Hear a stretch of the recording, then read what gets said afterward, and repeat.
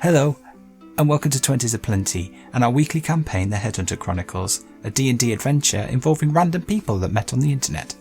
In this week's episode, the group continue to explore the creepy old mansion at the edge of Errinslake. Will they make it to Katan City alive? If you enjoy the session, please remember to like and subscribe. Either way, we'd like to know what you think, so please leave a comment below. We travel and roll, our intentions are good. Maybe we fight, at times polite. It's DnD.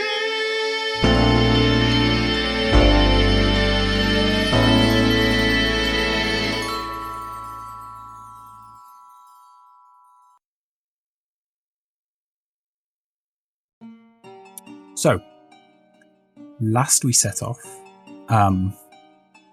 the barmaid Tessa had fainted in the bar area of the Dam Inn in Errinsmouth, which is at the mouth of the River Erin as it joins the Lake Erin. As soon as the barmaid had fainted in the middle of the bar area, her father called over a physician who started looking her over. Father looking quite anxiously, almost excited. And then the physician nodded at him. Then her father's eyes brightened up, and he declared that his daughter had been blessed by Erin, and drinks were on the house. So Varak then immediately congratulated the lady, thinking she was pregnant, and then headed off to get a drink. Meanwhile, Amanita's finishing her swim in her pint and kind of trying to dry herself off a bit.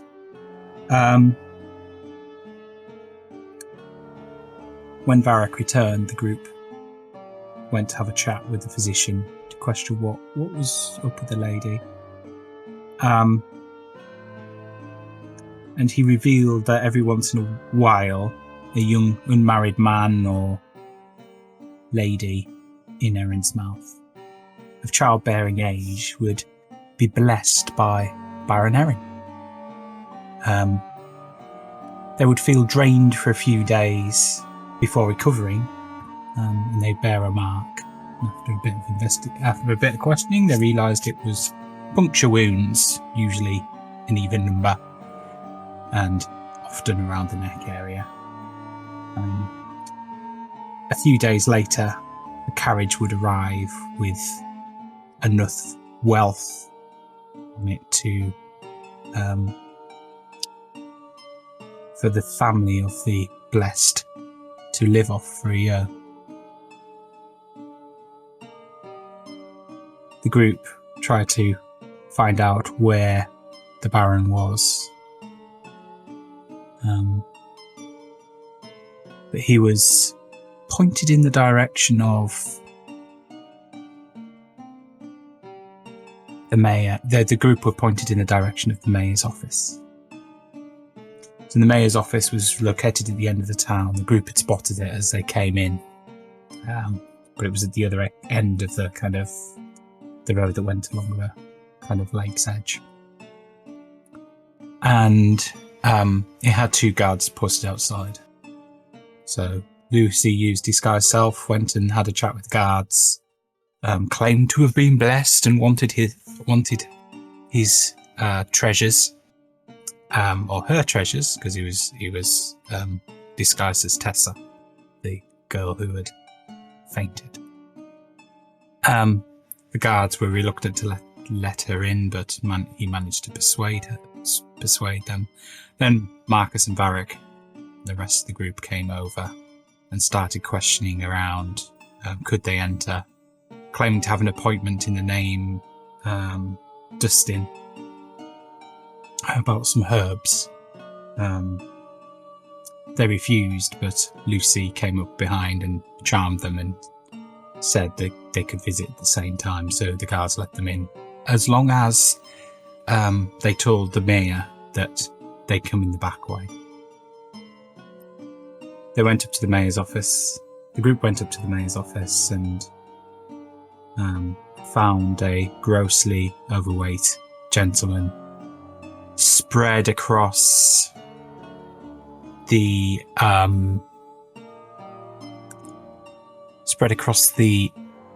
like a lounge chair type thing, so it has back at one end and not the other.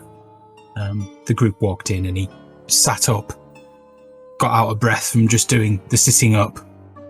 But he explained that the money was delivered for the blessed purse was delivered from the bank at Katan City, and he was paid for dealing with it. Lucy asked if he could send Lord Baron Erin a letter to say thank you. The man refused and said you'd have to send it via me. Lucy argued that perhaps he would look at it and he wanted to put some personal information in there, but the man just blankly refused. Varrock asked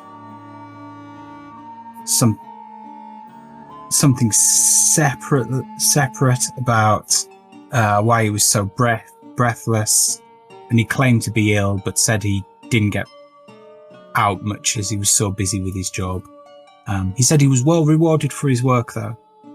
Varrock asked where his boss was, and the mayor said, well, he's rumoured to be in the large house along the lake, which the group also seen on the way in. That's like a bit of a small mansion. But he said that nobody's seen the Baron in years, and he was always dealt with via in writing. The group then headed out to the house, found the door unlocked, headed inside. They seen that the staircases had been well used.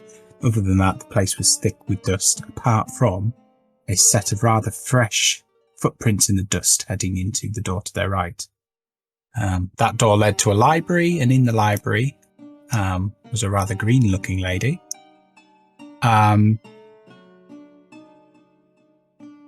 Carrying a number of books and placing them on a table.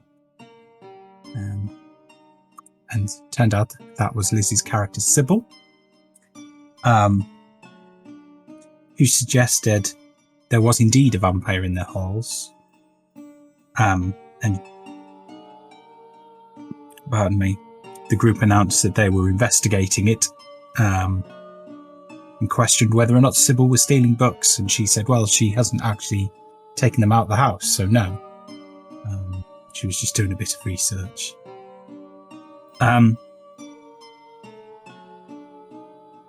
In the library, the group found volume 1 of Eric Den Erin's memoirs, in which he talked about how he was the son of a rather meagre parents, but they earned enough, worked hard and earned enough to put him through an education. He was one of 4 children. As he was the eldest, he got the education. He tried to pass what he could on to his siblings, but unfortunately they didn't get as good an education as he did. When he was about 15, he went into an apprenticeship with a trader who took him off to Katan City and lots of other places that he was amazed by. Roll on a number of years until he's about 19. His boss retires and he inherits the business. When his boss dies, when his boss retired, he took over the running of the business. When his boss died, he inherited it. On the condition that he spent a sum of money which was left to him on growing the business. And soon after, they were the backbone of the Western Katan economy. And life was good. Until he met the Bloodsmiths. And then everything changed. And at that point, that was the end of that volume of the memoirs. The group continued to explore the house.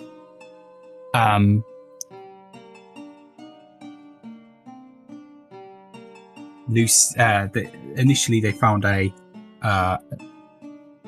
playroom, which was thick with dust. A tea set had been laid out. The room was rather cold. They heard giggling. A little girl. A couple of them seen a little girl run out of the door into the next room. There was a toy box that Lucy found a doll in. And Sybil found a teddy bear that had been ripped open, kind of from here, from the Adam's apple down through the middle of the belly. There was dried blood on some of the stuffing, but it looked as though it had been kind of unstuffed and restuffed several times, as though it was some sort of violent game. Varric also found a handprint, a child's handprint on the muck of the window, with a tiny bit of blood on it. The group moved on into the next room. Found it was a storeroom with a staircase going up. Marcus headed upstairs, followed by Varric and Amanita.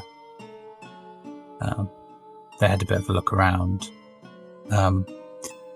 Ended up on a landing with some dead plants. Had obviously been there as kind of decoration a while back, but had since died because nobody's been looking after them. Amanita was quite upset by this and stood mournfully sobbing for the obviously mistreatment the plants had had and death, danger, which has led to their death. Marcus opened a big set of double doors and found a lot of spiders. Immediately shut the doors after that. Meanwhile, downstairs, Sybil, Yin, and Lucy headed into a dining room, found the next volume of the memoirs of Erin. Found that he'd been invited by the Bloodsmiths to dinner locally because they were visiting. He noticed they were cold handed, thought they'd just arrived because it was quite a cold day. Didn't realise, but he'd been enchanted by Mrs. Bloodsmith.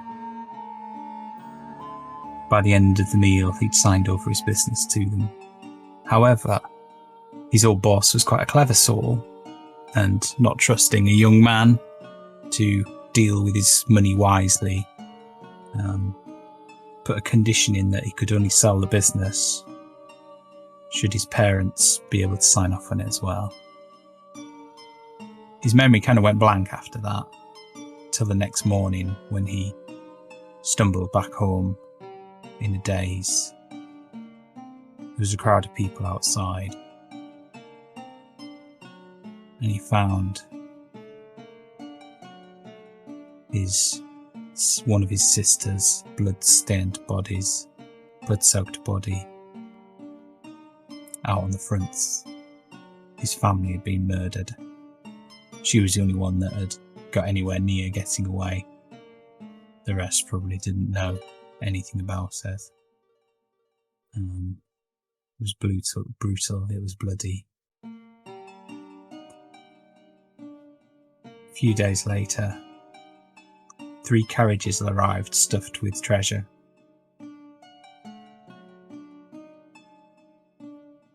And then, at that point, the villagers started eyeing him suspiciously.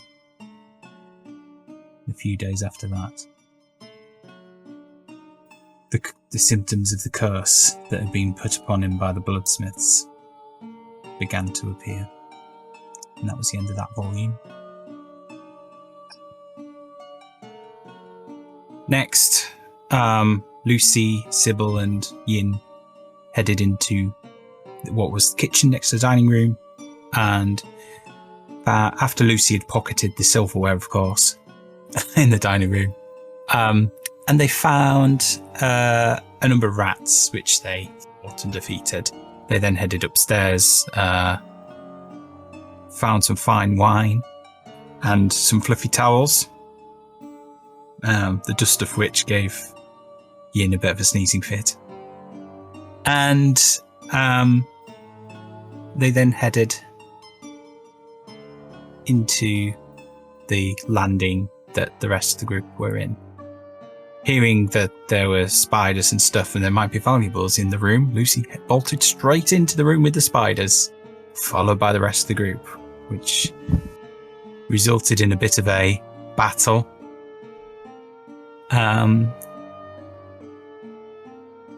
Followed by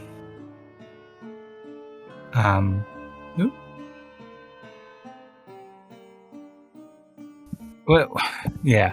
So the group, realizing that these spiders could actually seem to move between planes, the group managed to have quite an interesting battle during this point in time. Marcus turning one of them into a unicorn was, I believe, one of Yin's highlights, Nell's highlights on the recording. So we left the group.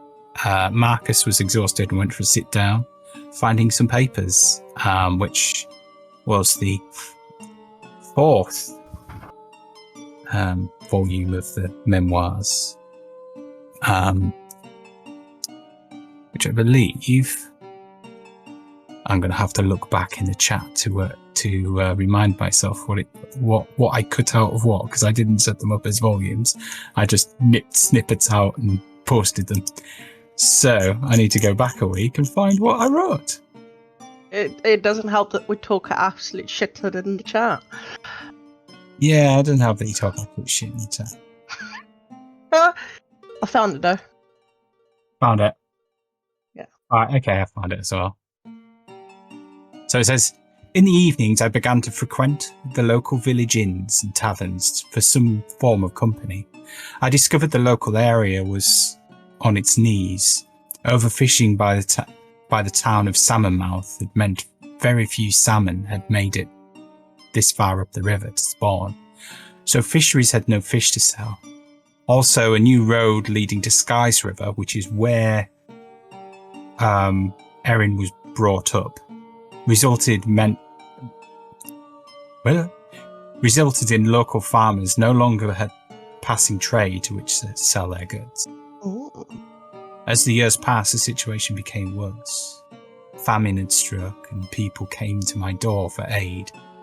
By this point, animals no longer quenched the thirst that came with my curse, and the people were desperate. I spoke with the local mayors, not the local majors, the local mayors, and revealed my secret. In the end, we agreed that provided I helped to end the famine, I compensate the families of those I fed on, and I did not kill, and did not pass my curse on to others, then they would allow me to feed, and then appoint me Baron of these lands. My first order as Baron was to dam the tributaries of the North Seine River, creating a lake, and what is now the River Erin. This has turned the fortunes of the region, whilst both Salmonmouth and Skies River still exist. Their prosperous days are well and truly over, as now the rivers are no longer flowing there. In fact, on modern maps they appear as Damsmouth and Dry River respectively. More locally, the economy has thrived so much that 2 new towns have formed, Errinsmouth and Erin's Key. Unfortunately, my arrangement does not sate my thirst enough as I would like. As such, I remain weak, unable to enact revenge on the Bloodsmiths. I hope that perhaps, if I wait long enough, a solution will appear. So I will add, you've only got 3 or 4 volumes, but you get the gist. He's moved away from...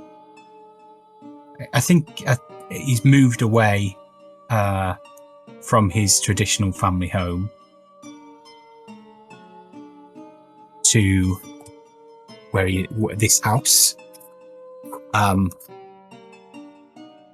The people were treating him suspiciously. Obviously, that 3rd volume may indicate that there's been some sort of falling out, or they banished him, or something like that. But he seems to have a mutually beneficial arrangement with in his view, with the local people. But ultimately, he wants revenge on the people that cursed him. Is what he's saying in what he's wrote. So,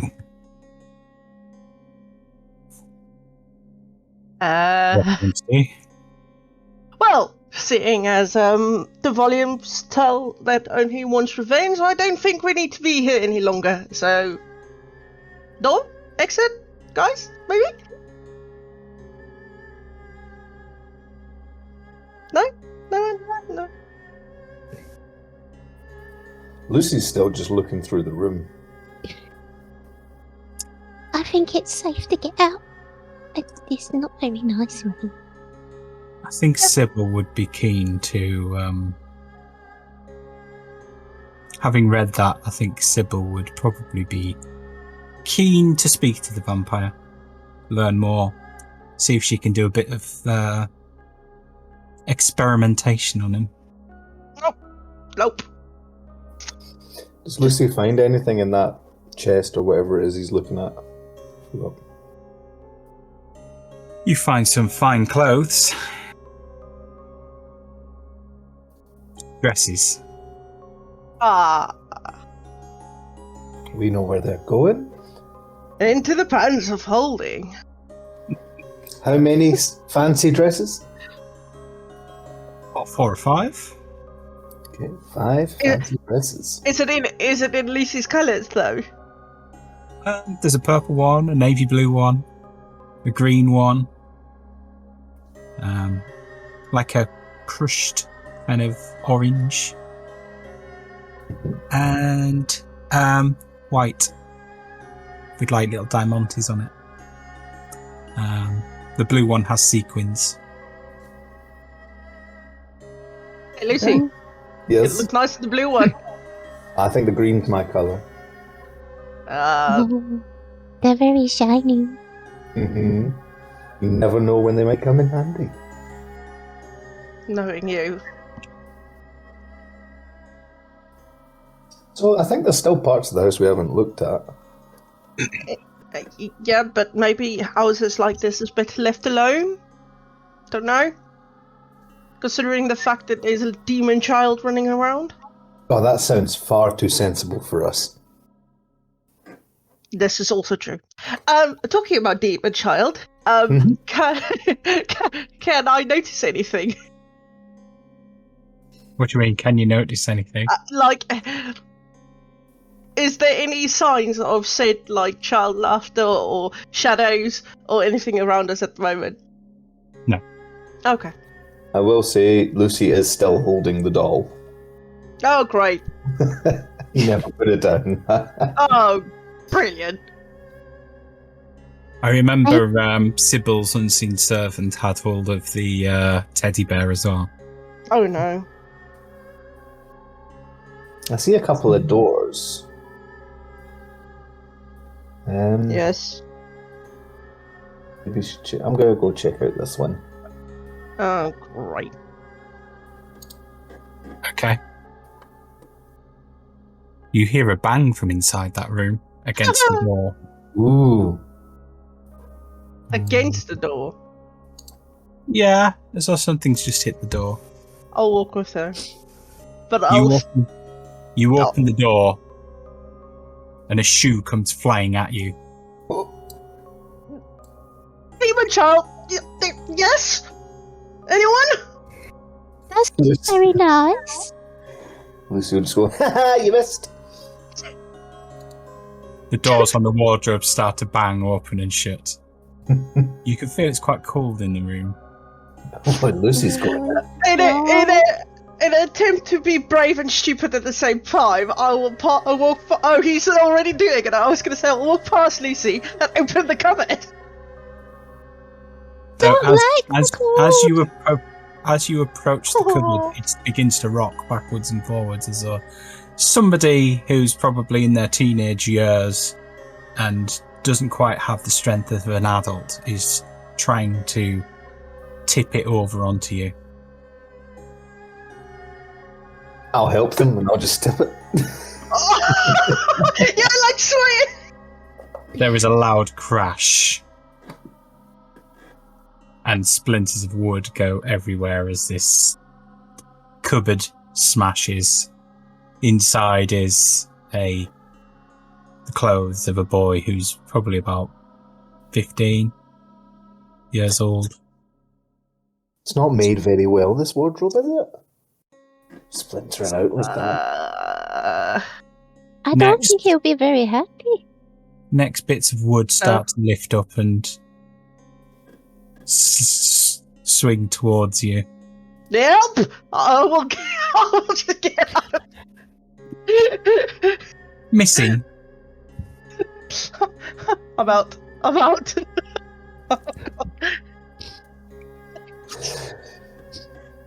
Is there anything else in the room that is of interest, or under the bed, or anything? You can look under the bed if you want.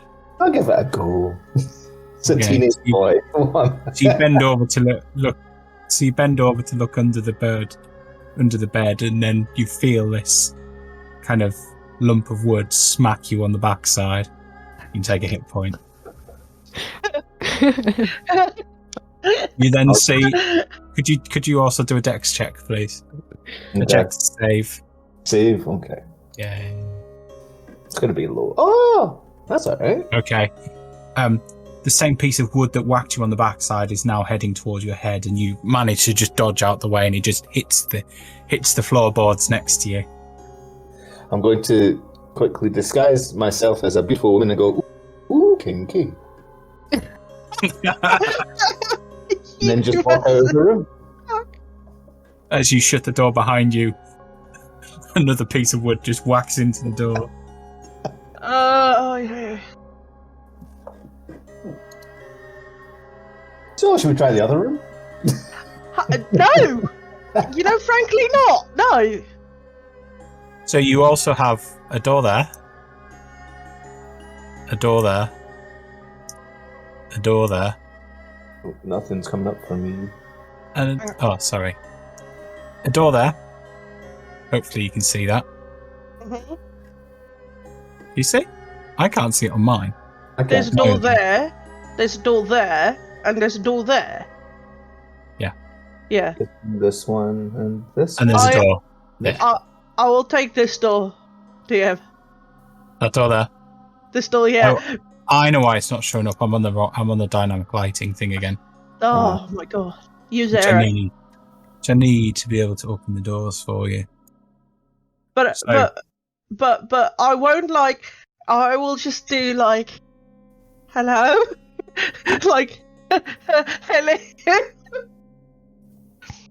The room is full of dust. It doesn't look as though it's been disturbed in some time. Okay. Any noises?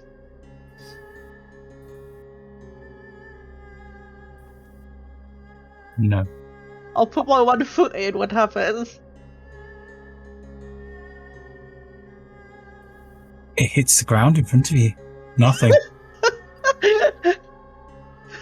Okay, Okay, I'll put my second foot in, so I'm like standing in the, just like centimeters away. Anything happen? No. Okay. What's Unedited doing at this point, Jess? Probably be on perched on someone's shoulder, just for safety reasons. That and seeing as there constantly been a chill in the air, it's like she's trying to keep warm.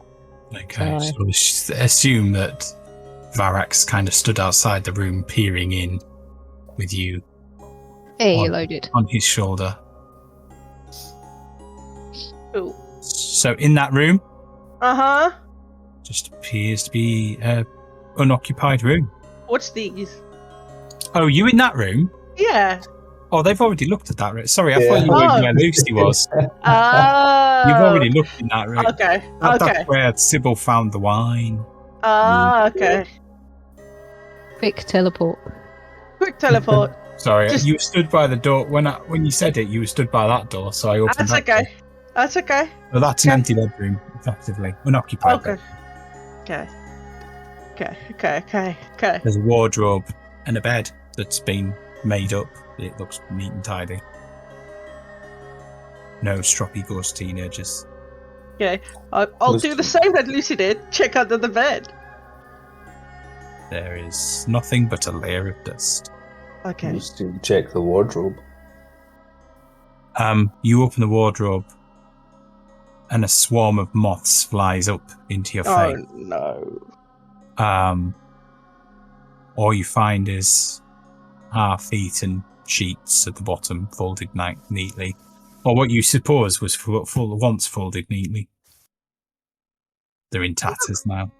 Hey, look, Lucy, more clothes for you. This looks better fitting. No, I'm okay. I'll just tap it on the back and walk out.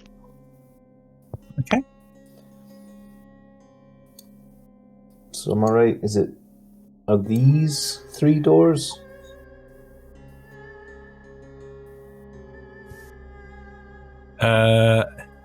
There's 3 doors along that wall, yeah. Okay. Oh. Yeah, we might as well. Amanita's gonna climb off Barak's shoulder and head towards. Is it Yiran?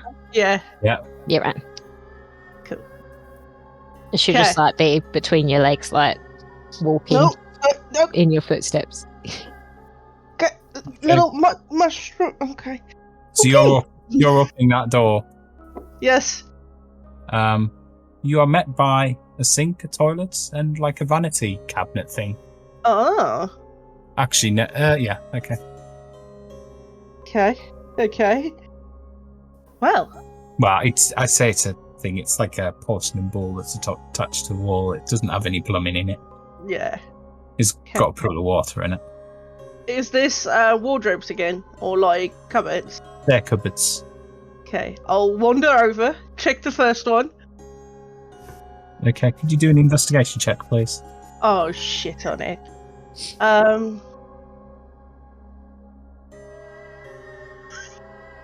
Mother of mercy. 10! I got a 10! It looks as though there's like sweeping brushes and the like in there. Mop. Bucket. There's actually 2 buckets. One of them's got a hole in the bottom. Okay. It looks as though it's been replaced, but they haven't got rid of the old one for some reason. Okay. Okay. Does Amanita want to check? Maybe. No demon childs, right? Okay. I mean, can she feel any cold? No. It's quite warm. He must not be nearby then. Okay. So I'll slowly wander over to that one. Open it. What do I find? I need to move these. You do another investigation check, please. Big money. Oh. 21. There we go. That's more like it. You find an array of fluffy towels. Haha, fluffy towels. And one of those little kind of blocks of soap that people put in to keep the towel smelling fresh. So unlike the ones that Sybil found that were quite musty, which she made smell like daisies eventually, these ones still smell quite fragrant from the soap. Okay.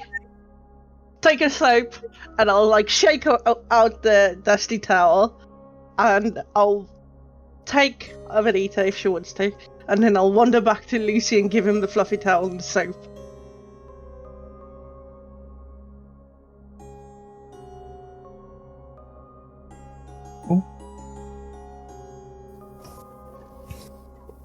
Ooh, fluffy. Yes, for the pants. It'll be definitely warm. Yeah. And Lisa, soap. would you like a cloak? Now just hold up the fluffy towel. Oh. We can make you a mini cloak. Oh, I've never had one of them. Yeah. That would be cool. Okay, if we survive the demon child and things being thrown at us, I'll make you a mini cloak. Can I just say that in amongst there was a flannel? In amongst the towels there was a flannel. So, Fluffy flannel. a fluffy flannel. Which would probably be about the right size, I think. I'm imagining Amanita's quite a big mushroom. It might trail on the floor a little bit, but it would feel quite regal.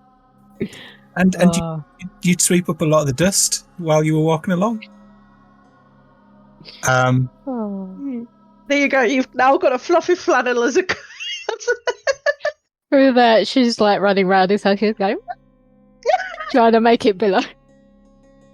So, anything else in this room, or are we good? Ian being the scary cat doesn't want to stay very long. But there is a vanity case, didn't you say? Yeah. Okay, so after we've wandered back and I've located the funnel and gave it to Amita, I will have a look what's in the vanity case. Okay, do an investigation check, please. Oh, God. Big money. Oh. 11! Okay. You find a... you're not using your own dice today. What's up with you? Oh, yeah, good point. Anyway, that's fine. I'm not asking you. I'm not asking you. I prefer being able to see your rolls, but it's fine. You find some dried up old shaving foam. Okay. Great. A brush. Mhm. 3 cutthroat razors. All of which look as though they have been used at some point in the past. Like a leather strap for sharpening them on. Okay. And some lead-based blusher. Okay. What looks like a lipstick. Okay. Blood red. Amazing. And a comb A comb. with 3 teeth missing. Okay. Do you want anything of this? No? I mean, the razor so might become in handy, but They might. Are they still sharp? Or do they need to be sharpened? They need to be sharpened, but you've got the thing to sharpen them with. Okay, so I'll carefully pick it up. I mean, they Like- fall out. Oh, They do do they fall fold out. out? Okay. yeah, Barber's race. I'll blades. still carefully pick it up because I don't want to be chucked with one of them. And then I'll take the leather strap and if there's nothing else to investigate, I shall wander out. So there is a door in that room. Oh. There's... halfway along the wall. That there. Yeah. So, Lucy, did you say you wanted to head into this room here? Where you are? Yeah. Yeah. Okay. So, Yin, are you heading into that room? Yes. That door? Yeah, me and Anita. So, Yeah. you got to give me a minute. Ooh. Because I need to do something. Oh no. Mhm. Oh, God. Oh, no. DM is plotting. I see. Oh, no. everything. He stood there. That's fine. So you walk in and you see what looks like a pale man, probably looks in his early 30s, but at the same time looks quite frail. Okay. Quick question. Do I see Lucy at the same time? Yes. You literally, you both open the door at the same time. Or you open the door as Lucy steps into the room. And Okay. he's currently kind of writing on a piece of paper. This gentleman's writing on a piece of paper. I think. And Okay. He continues writing. He you see his head kind of glance up, and then he just goes back to his writing and continues writing, and then finally puts a full stop, puts his piece of paper on the table, and then looks up. Right. So I haven't expected anybody in yet, so I will open the door. I'll get a fright, I will scream, and then turn as Lucy walks in, and then also continue screaming at Lucy.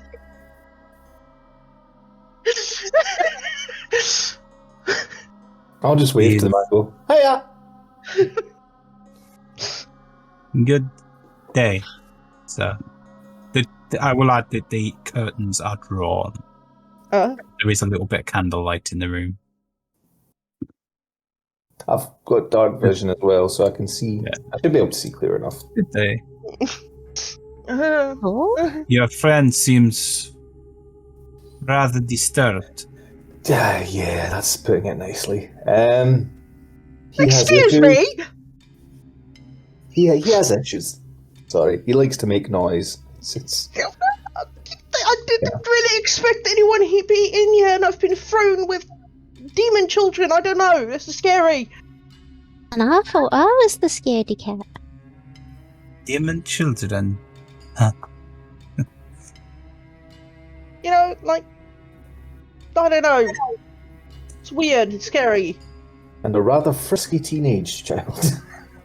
Oh yeah, that. Yeah. They, the ghosts of my siblings. Oh shit. Sorry, didn't mean to call them demons then. They, well, it's alright. They are but an echo of what they were. It is comforting to see the girls play now and again, but sometimes the memories are so bad that I tend not to want to the heartache of remembering what has happened in the past. So, Sure. you have entered my home. The PSO? Yeah. What is yeah. your purpose here? You okay? You don't look so well. I am cursed. Cursed Yeah. by?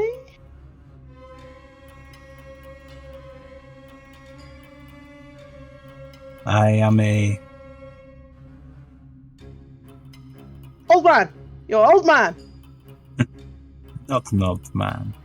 Oh. Well, I am an old man. I'm over 200 years old, but I am the Baron Eric den Erin, and Baron of these lands.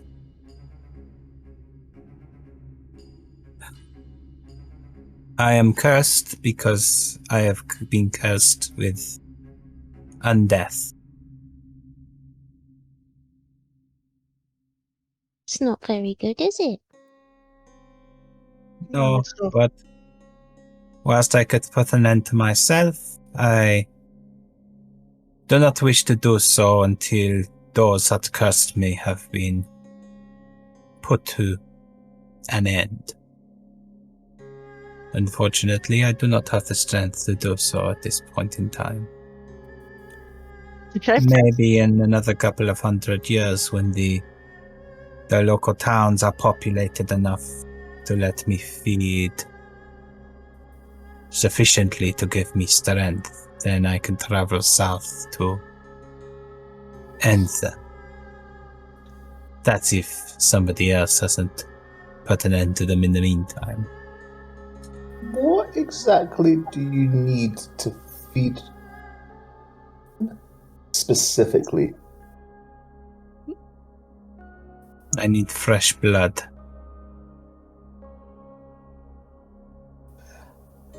One I saw a second. couple of cows. Unfortunately, cows no longer save me. Oh. I need, Anyone? ideally, the blood of a young human. I'm young. You're not human. You're also an elf. Oh, shit. Whilst I quite like fish, I prefer steak. It's probably how you would term it. Thought I was a steak, but now I'm quite hurt. Damn. Yes. You are probably healthier, but aren't quite as filling. Stop digging. Just stop digging.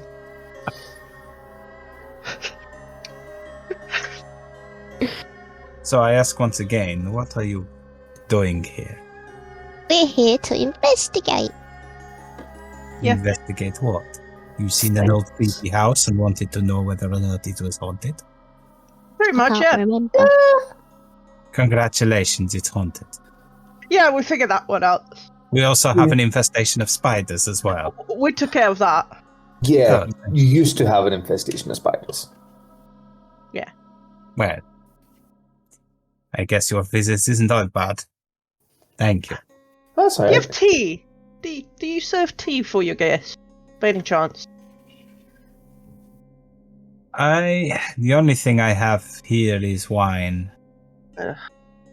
It is the only thing I can stomach these days that isn't blood. Ugh. Okay, bye. Would you like some blood? What are you thinking? Just offering. We're in his house. Mm. I mean, he's gonna give you the same insult of that you're apparently fish and he wants steak, so... I was just asking if he wants some. No, I would say that maybe your blood is a little bit too rich for my taste. Fair enough. It's like caviar. Yeah. It's alright. Sorry, Ian, we can't all be cod. Anyway. Stupid! Yeah, how about this one? Do I taste like? I'm not even sure what she is, unfortunately, my little friend. She's a vegetable. Well, Yes, well, I'm sure my parents would be proud of me eating a vegetable, but unfortunately, I'm no longer human, so... Fair. I'm a vegetable. horrible! So these people that cursed you wouldn't happen to be the bloodsmiths, would they?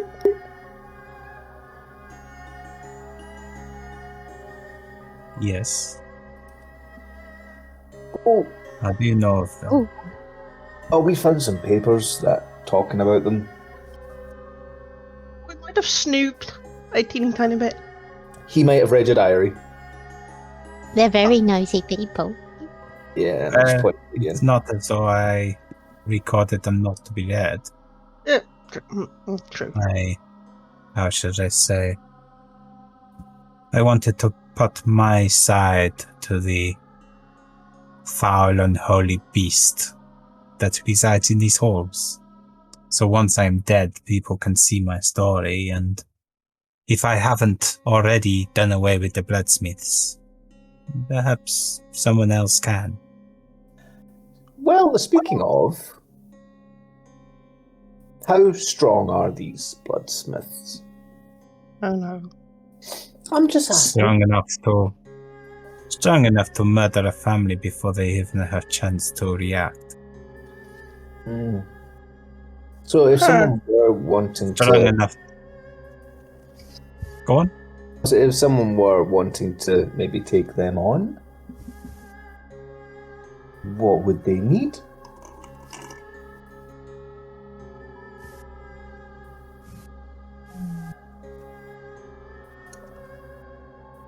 Oh, I've got a question as well. We'll come to your question after I've answered. Considered your friends.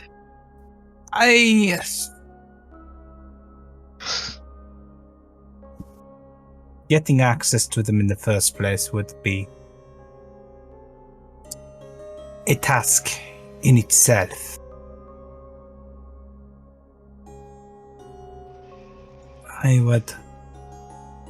They have, from what my spies tell me, a fortress. They do travel quite often, though. I believe they have business in several lands in Katan. I would... How should I put it?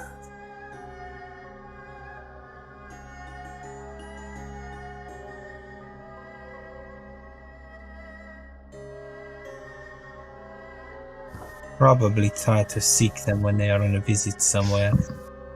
Their fortress may be pretty impenetrable, and they will be quite formidable forces. Even before you reach the bloodsmiths themselves. If they are traveling, then less so. So you are probably better trying to find them on their business. But be aware, as vampires who feed often, they will be able to regenerate.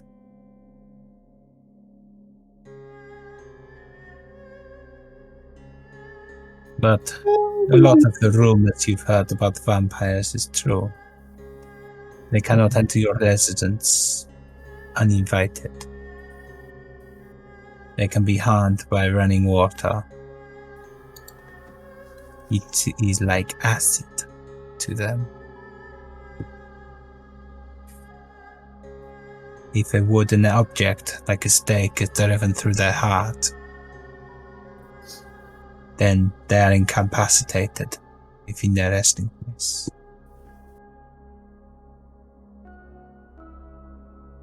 They are sensitive to sunlight. So if you are going to attack them, you'd be better off attacking them in a river in the middle of the day.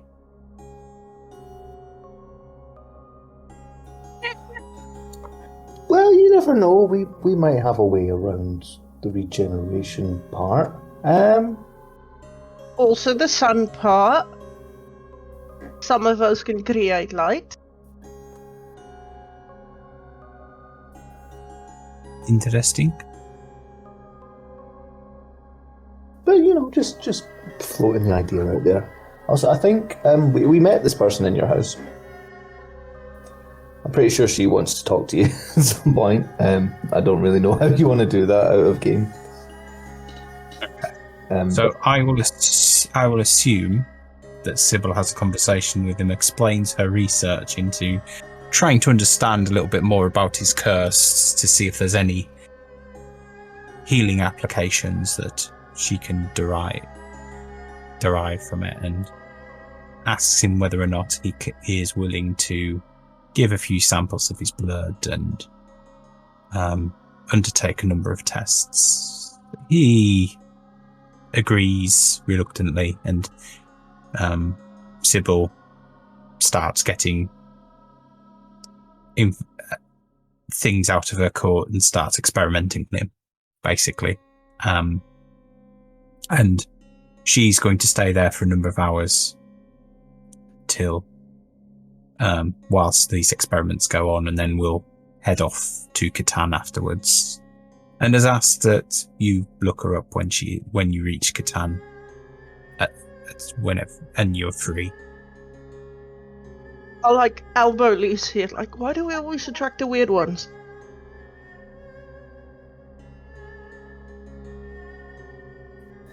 I don't know, Flounder. I don't know. Don't worry, she is perfectly safe. I don't think she is.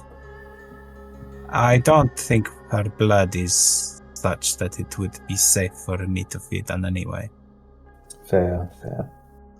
I wasn't worried about the safety. I was worried about how scary she looks.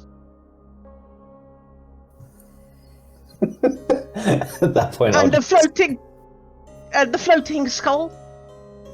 I've seen stranger, but all I would say is maybe looks can be deceiving, and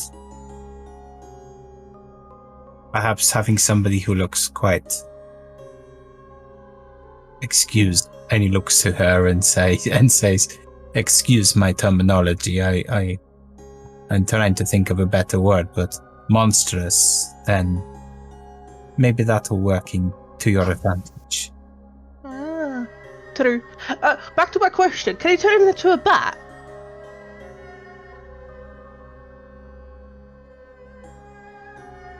Can I turn into a bat? Yeah. When I am fully fed, yes, but it is not natural to me because I've never. I do not feed as much as I can, which is why I have appeared to age slightly since I've been cursed. Oh. Also, can you turn other people into vampires? Can I turn other people into bats? No, into what you are, you know? The whole feeding on blood, scared of sunlight, scared of running water. Just curious.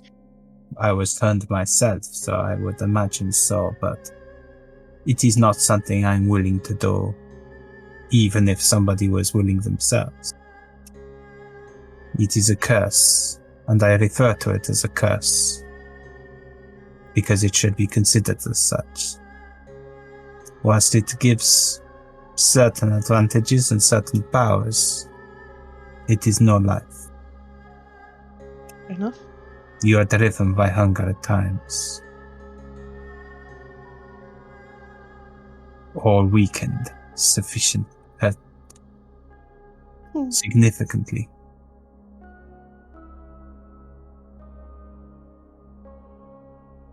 Okay. Is there anything we can do for you while our friend over there does her?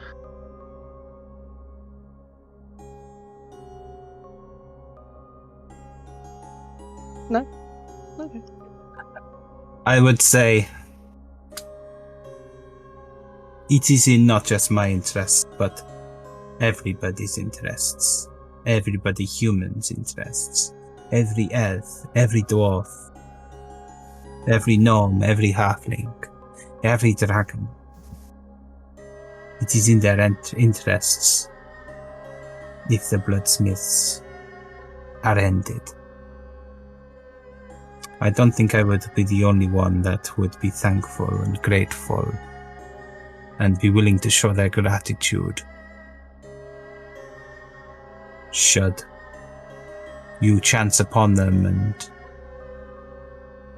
decide to put them to an end, should the opportunity appear. Okay. I'll look to the rest and just like hint at, are we done? Can we leave? I'm uncomfortable. Wayne, that's it, baby. Oh no! So as you turn round, Oh no, don't tell me it's you gone. see this figure with a rat's head right next to you. You then jump. It kind of screeches at you, and you jump, scared. And you jump back far enough to then realise it's in Lucy's clothes. You absolute piece of... Excuse me, my language. Lucy! That'll say, lovely to meet you, sir, and I'll just run away. I'll do him like something. He then kind of shakes his head as the rest of you leave, and him and Sybil in the room, and he turns and he says, "So, tell me about your work." And at that point, you close the door. Oh.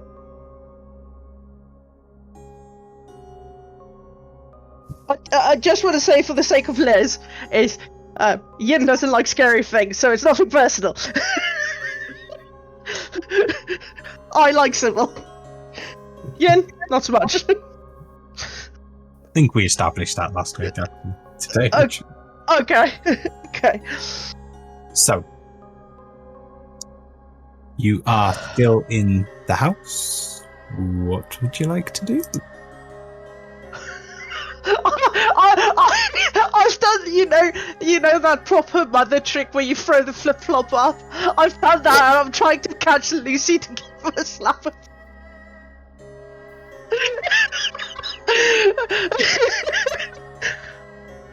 Is that a? Improvised weapon, yes. Would you like to roll an unarmed strike then? Yes, I would love to do that.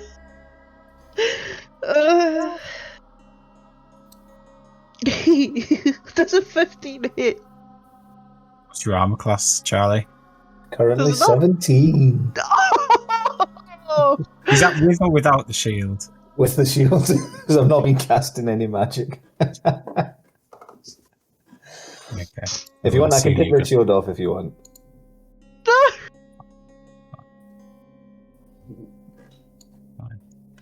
I mean, it depends. How do you carry the shield when you're not in combat? Do you physically put it on your arm whenever you're in combat, or do you keep it on your arm? I think I keep it on my arm. That's how I saw it, but I couldn't put it on my back because the cloak was there. So I think it's on my arm. It's just whether or not you stretch your pants out and put it down the pants, I guess. That's a little weird way to start every combat. Doing it. Oh, that's funny. So my Okay. flip-flop met. So, are you leaving the house? Yes. I've got I'll one make more sure- check, so why not? I'll make sure I pick Amanita up. So, I've got Amanita with her lovely little flannel cloth. A flannel. So, what did you say, Charlie? One last room. Okay, so let me show you what's in here. Oh no. Oh, another So- bedroom. It's a room. It's rather cold again. No. You see a lady sat in the chair. The image of a lady, kind of faded. Obviously some sort of ghostly figure. Brushing her hair.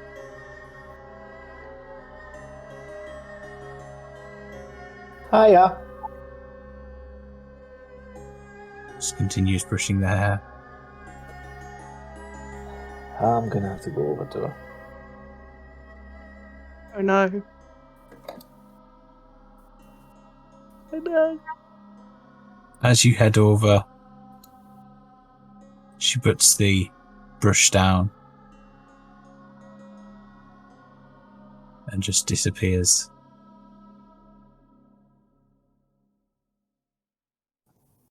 I'll put the doll that I'm still carrying just down on the table in front of where she was sitting.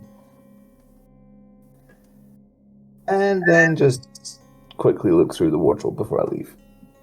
Okay. So, in the wardrobe,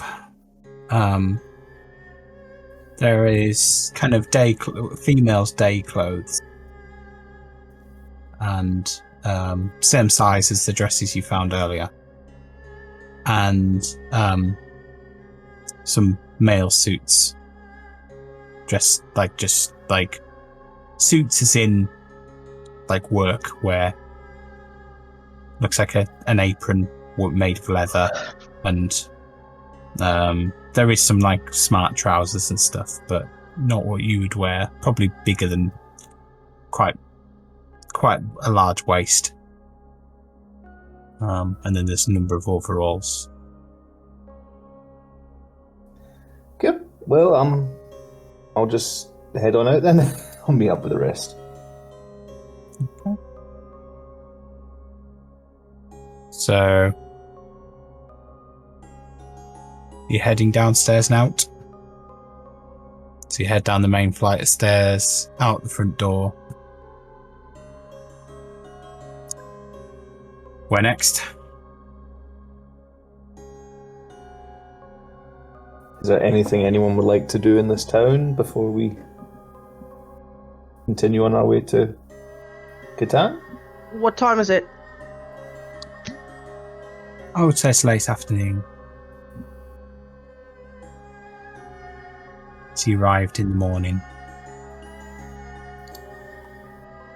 We could always relax for a day in the tavern.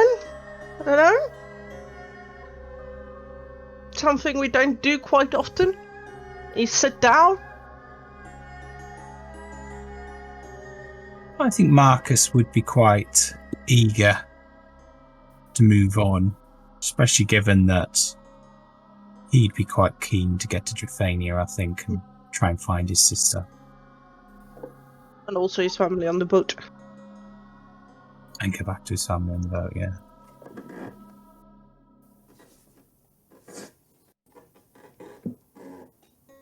Lucy? Amanita? Anybody else? Any ideas? I mean, I could, if it's warm, I guess. But I mean, if it's not cold out, we could move on. It's probably about 10 degrees outside. Yeah. It's fairly mild. You know, it's getting on for winter. It's kind of wintry, but for that kind of area of the country, but still fairly mild.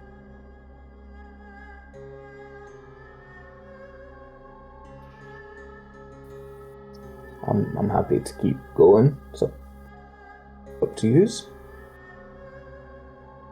Where's the next town? Is it far? So, Katan would be the next one? that means get the map out, Wayne. Woo! I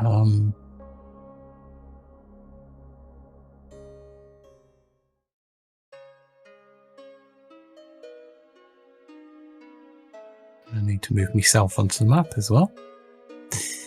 And I need to make sure I'm on the right layer. So, you've effectively got some forest to go through. Good. And then a river to cross to get to Katan. there doesn't appear to be any major settlements between the two. Well, let's make sure we've got enough rations and firewood and live horses. Yeah, it is about 4 days travel. I mean, if we get hungry, I could give you some of my berries. Oh, They're very tasty. Ooh. tasty berries. Are they good berries? Yes. I love that. Yeah, I think we should be okay. Yeah. So, I can always check make the rations. You can always make fire. Mhm. Mm. Yeah, so we'll never be cold. this is true. I gave.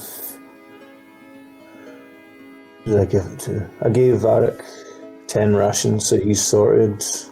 I've got, I think, around 10 or 9 rations. Cool. Yeah. But I've got I think Marcus would be like, if we get desperate, we could always hunt something. Yeah. Okay, let's rock and roll. Let's go! I guess So- myself and Marcus will swap shifts of riding the carriage. Okay. So, you start heading through the forest along the path. Wow, along the road. So you head north a bit, back towards the southern end of Errinslake, and then take a right on the eastern road to Katan.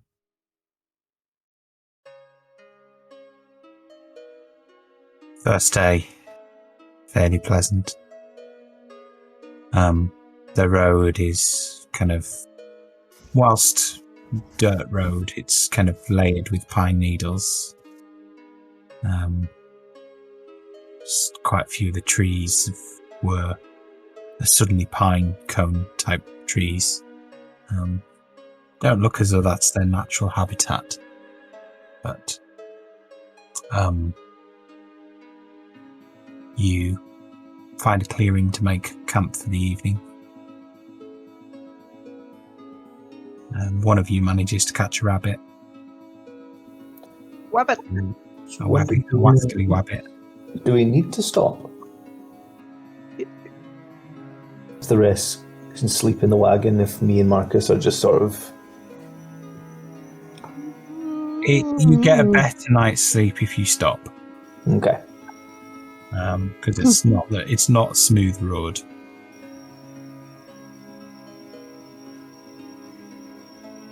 You continue on. Early on the next morning, you get to a little stream.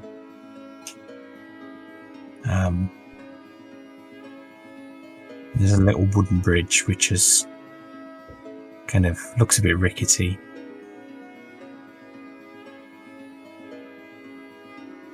You bring Marcus, who's driving at the time, brings the wagon to a halt.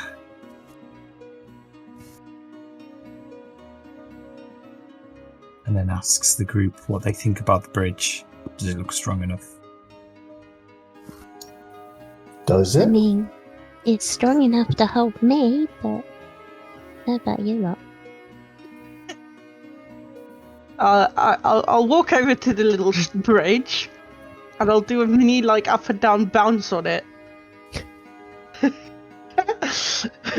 an investigation check first. Okay.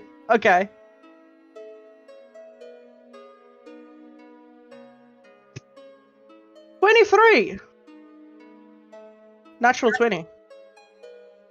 You can see signs of rot, Okay. but you think it'll hold for now.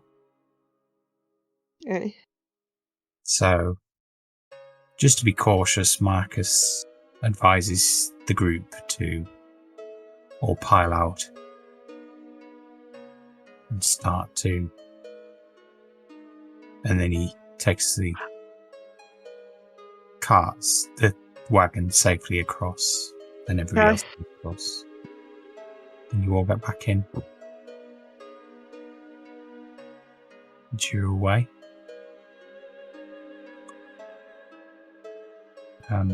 You make camp for the evening.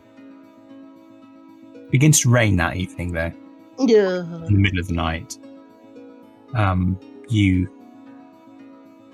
It's a bit soggy the next day, a bit muddy. Horse and cart seem to keep going.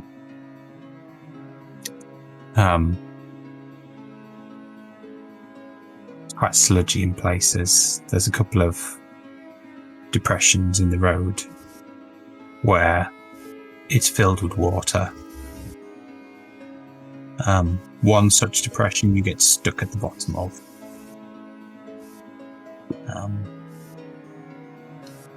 Could somebody do a strength check, please, to try and push the cart out? I mean, I could give it a go, but Oh my god. no, I'm gonna give it a So 10. Lucy tried to push Okay. and manages to shift it slightly, but falls flat on his face and covers himself in mud. I'll just point and laugh. Somebody do a strength check for Marcus, please. Do one for Mars. We would have done it originally, but had a good laugh at Lucy. Amanita manages somehow to push it further than Lucy pushed it and not fall in the mud. It's a strength check, not a saving Still throw. Right? Yeah. Yeah, it's strength check. Oh my god. Marcus ends up covered in mud as well. Oh my god, Marvel seems to be the strongest at the moment. Yeah. Lucy will try one more time. Just- I'm not sure he's posted his. I don't think he has yet. He has sent it to me though, so let me have a look. Well, you're trying to push this, Mars like, you could do it. He runs stuff, I think. That's backstory. Sure, there's a. I'll just casually walk over. Just like Richard. Oh.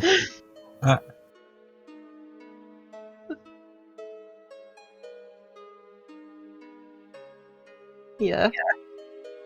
Let me have a quick look. Still going. Here we go.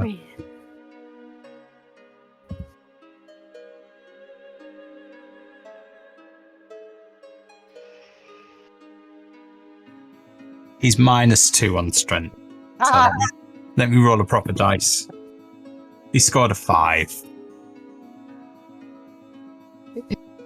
So I think Yin got it for us. I waited till everybody had a go, and then just casually waltzed in and pushed the car. Well, I did better than them two.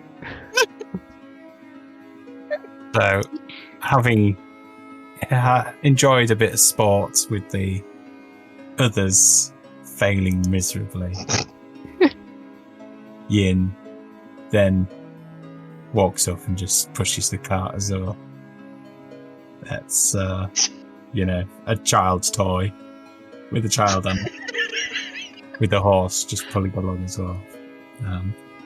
So having fed a carrot or something to the horse to get it kind of in the mood for giving half the carrot and then kind of denying, yep, you get the rest at the top, and slings the carrot up the hill and goes round the back and just gives a bit of a push, and the horse just willingly pulls, wanting the carrot.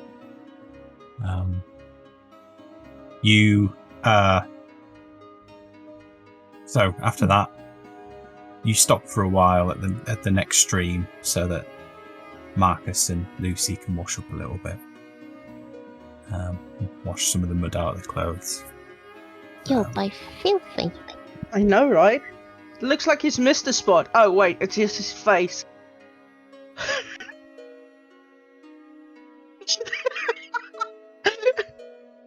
So, you move on a little bit further.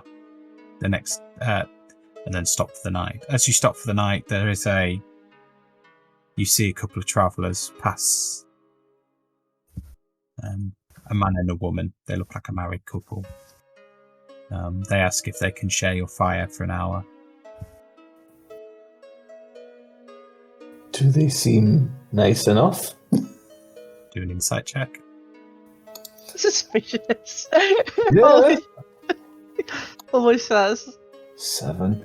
The share. This is my fire. You don't know them from Adam. Keeps So me warm. you don't know them. You don't know them from Adam, so you wouldn't know. I don't see why not. Sure, but I'll be keeping an eye on them. I don't want to. Okay. Okay, I'll make another fire for you, Amnia. Make a meter-sized fire. Yes. Your own personal fire. There you go. Oh, thank you. Oh. How should I put it? They sit. They share some of their food with you. That you share some of their food, and then they bid you farewell and move on. They look as though they're in a bit of a rush. They don't look as though they're stopping for the night. They seem to be travelling under the kind of cover of darkness.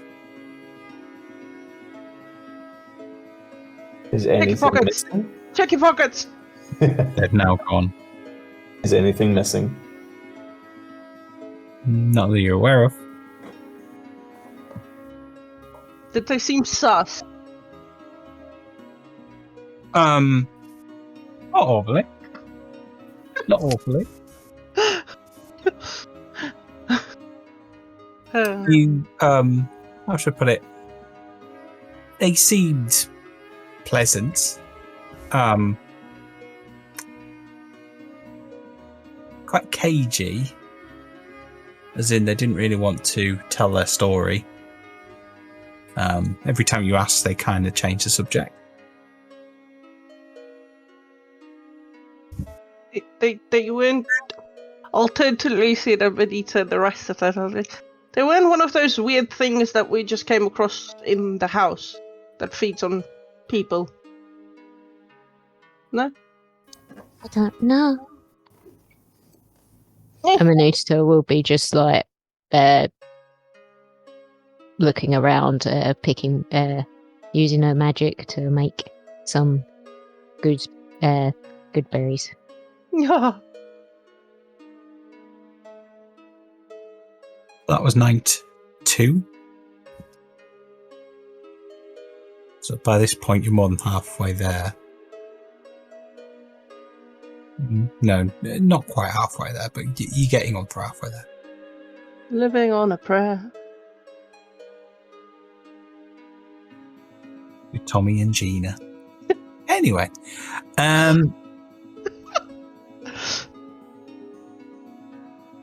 you move on next day. Seems quite hilly where you are at the moment. It's almost as though the road has kind of turned south and you're on the edge of this kind of range of hills at south of Katan. Still in the forest, but it seems quite up and down a lot.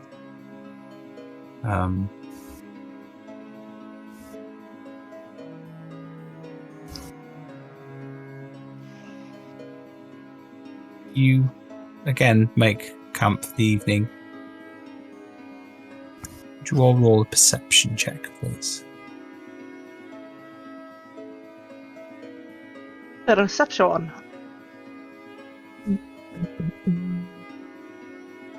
A 12. Marcus got a 19. Well done, Marcus. Suppose I played to Varak as well, hadn't I? Yes, please. Perception. Oh, he's plus something. Let me have a look. My eyes aren't that great. He is plus 5. Oh, let me roll a dice. Oop. So he scored a 19. Oh, big money. So him and Mark, at some point in the evening, as you're kind of sat eating,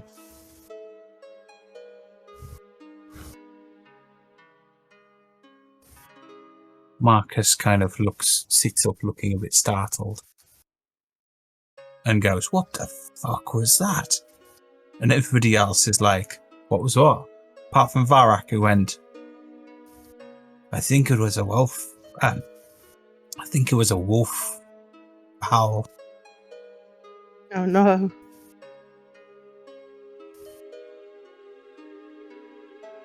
I like wolves. They're cute. Lovely. Did it sound like a big wolf? Like our friend from earlier? Or an actual wolf? Couldn't tell. Came from the south of where you are. Okay.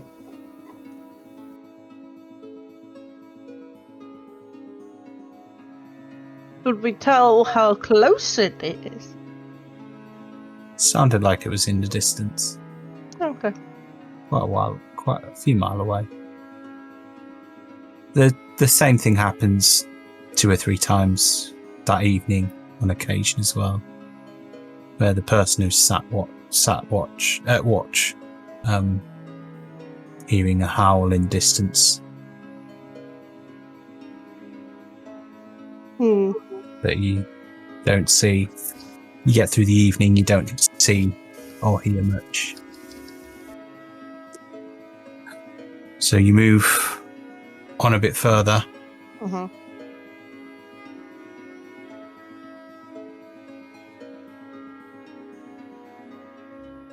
He says, and sorry, just saw my light out of the. You move on a bit further, and you come to another stream. This time, the bridge is broken. Ooh. You can. Is there any bits of like wood nearby? There is the odd branch that has fallen from a tree. The trees themselves look generally quite ancient. They don't seem to. So to use what you did last time you uncovered a broken bridge, would take you probably half a day to cut enough wood from the trees, because the trees are really thick. How big is the gap, like, to get across? Probably a couple of meters. It's only about 1 meter deep, like down. So it's quite shallow. I'm thinking of... Oh, it didn't come up, was it? There we go. Maybe enlarging a giant, like a big stick. To her, it'll be a big stupid. Big stick. She'll make it bigger. Just trying to read.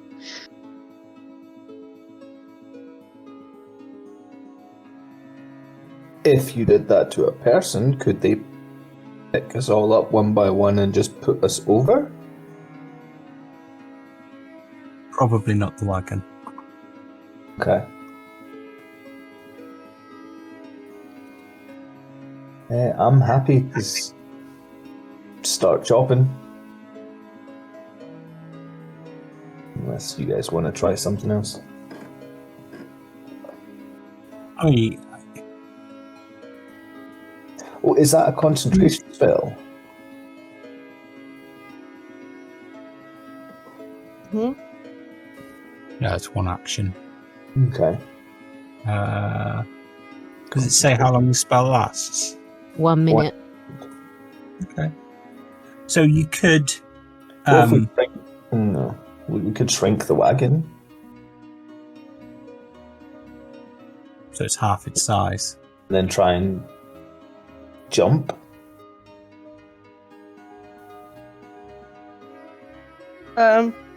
You said the river was about a meter deep.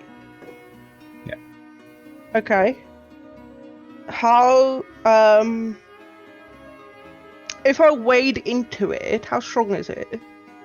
So sorry. The bank is a meter down. The stream itself is probably go up to your ankles. And the back, is it like that way, or is it steep, or? It's fairly steep. Hmm.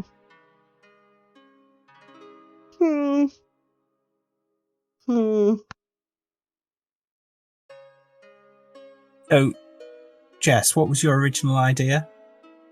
Basically, to get quite a big stick or whatever she can find, and enlarge it enough so we could get over, depending on how big it allows. So it'll allow you to double it.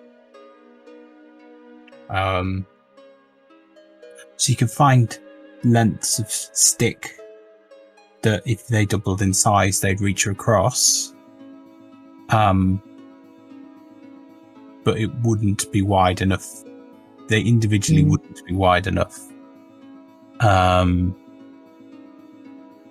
mean, unless So we you can. have to cast it on multiple ones at the same time, or Yeah. multiple ones in succession, and then give yourself a very short period of time to get across.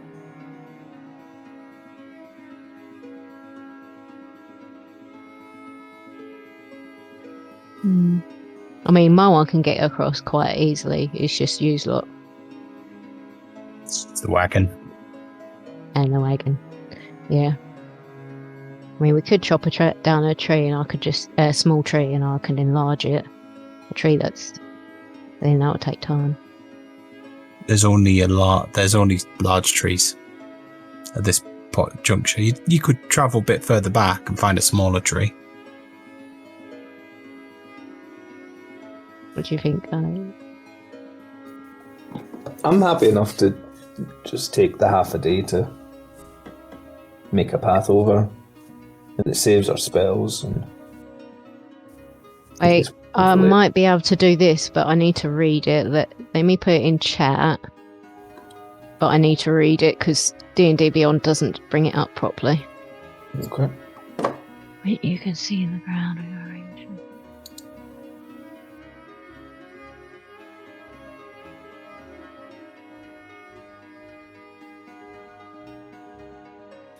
That's more of a damage spell. Yeah, let me have a look what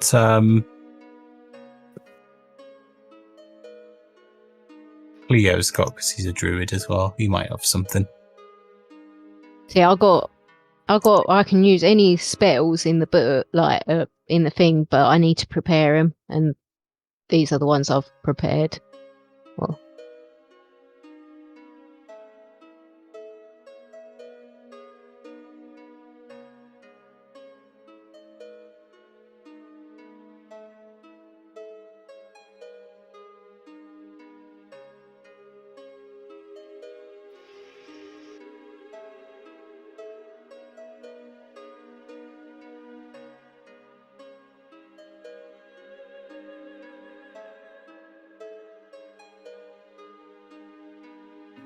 Okay.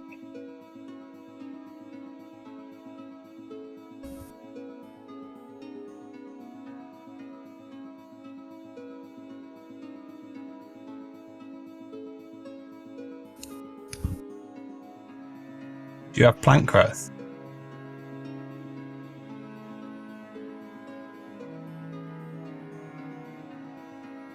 No, maybe not. That's thick and overgrown.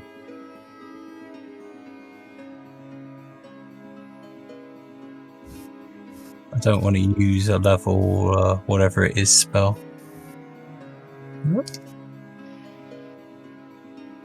I'm happy to assist Lucy in chopping trees down, taking a bit of a time. So, Cleo, has Tree Stride. It is a level 5 spell. Yes, he is at high level. And it allows, so you can gain the ability to enter a tree and move from inside it to inside another tree of the same kind within 500 feet. Both trees must be living and at least the same size as you. You must use 5 feet of movement.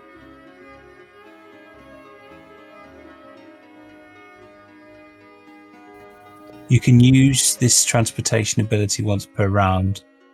You must end your turn outside the tree. That's only on stealth. It's alright, we'll just start cutting tree to make a bridge.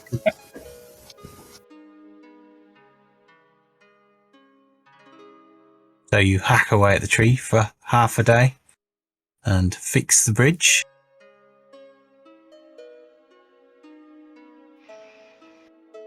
And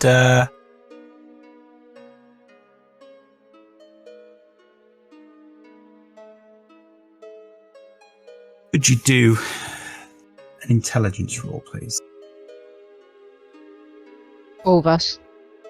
Really? Yeah. Intelligence. Oh, God. Right. He's gonna crush us. Okay. Do it. 5. I Okay. rolled a 5. Marcus got a 13. Okay, so as you're busy building this thing, Marcus is there shaking his head, giving orders, going, no, that's too weak. You need to tie those bits together. You need to do this to strengthen it. You never get the thing across with it like that. And eventually, you manage to build a bridge which is safe enough to get the wagon across. You continue on for another couple of miles and then rest for the evening, because that's kind of took up most of the day. Thank you, Marcus. What night was that? 4? 3? 3, I think. Yeah. Okay. So, the next day is uneventful apart from it's absolutely bloody tipping it down. You have to stop a couple of times to get the wagon out of the mud. And then come the evening, you're on the very edge of the forest, but decide to sleep there. And then the next day, you head out. And then probably late morning, the city of Katan comes into view. You see, the road takes you into the bit where the river curves round into the middle of there. You see a whole array of tents on that piece of land this side of the river. It looks a familiar sight because it looks very familiar. It looks very like the refugee camp at Lothanor.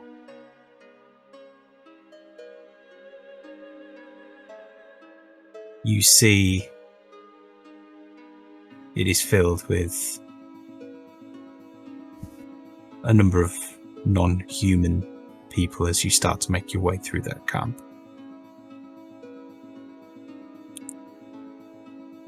In the distance, you can see large red sandstone wall of the city itself. And peeking above that are a number of round, bulbous silver buildings with points on top, which looks quite an amazing sight. You've not seen anything like it before. It looks completely metallic with the odd window in. And you've heard of, well, actually, Cleo informs you that that is the Silver Palace, which is where the Emperor of Catan resides. Also in there are 9 towers made of different materials sticking up over the sandstone walls. They appear to form a circle with one in the middle, made of pure white marble. He informs you that that is the Sorcerer's Circle.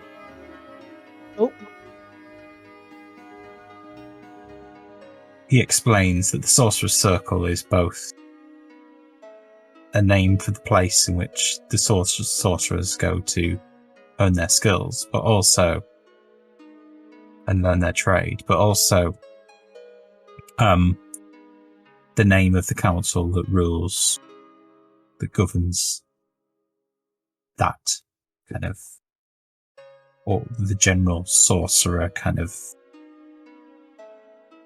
sect in Catan. The main group of sorcerers in Catan is, and Westlands and beyond are all kind of answer to the Sorcerer's Circle, and all take oaths around the same thing.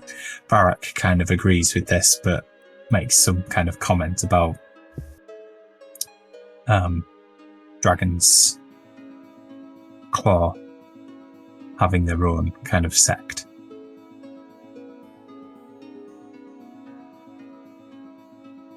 The Wizards College is a large square building which also sticks over the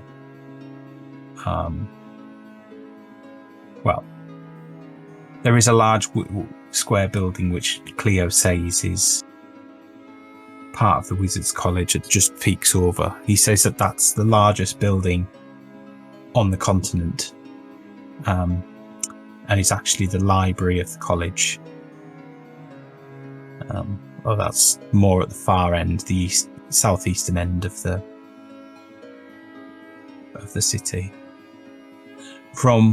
On your approach to the city, you can see that the city itself is spread outside the walls.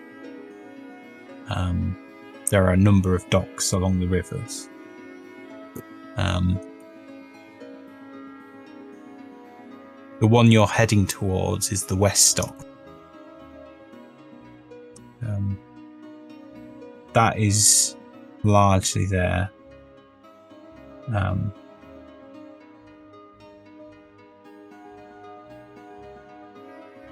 To ferry people up and down the river. The North Dock is the main international trade port for goods coming in. The South Dock is the main international port for goods going out.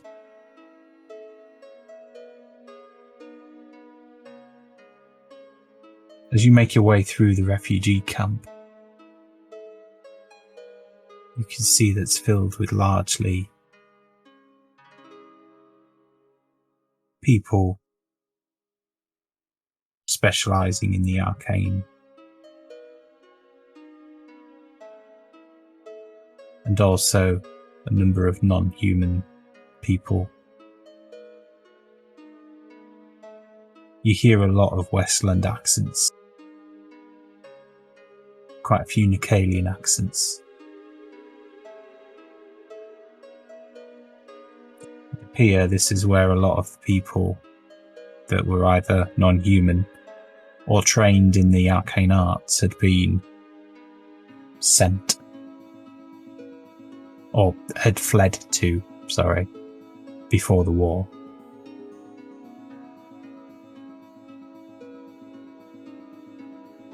You then make your way to the West Dock.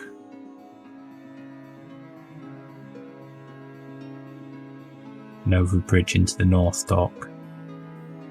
These are both reasonably busy. The West Dock has a number of shops and things. Mainly fishermen's goods and what have you. People wanting to go on fishing trips, it's aimed at. But since then, there's also like things like food stores and things to try and service the refugee camp. The North Dock is a little bit more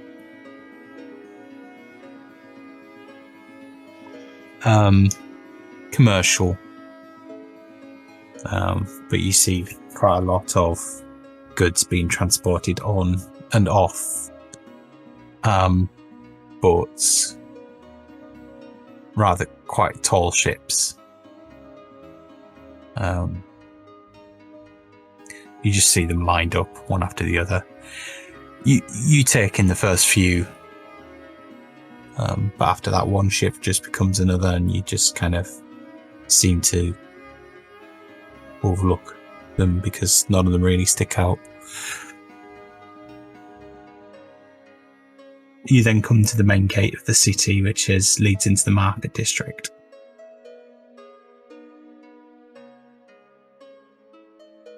Cleo explains the layout of the full city at that point as you're waiting to gain an entrance. Map time. Map time. Yeah, Wayne's poorly drawn map time. Yay! And the one thing I haven't done is mark the gates on it. So I'll have to explain where they are or draw them. I'll probably draw them on.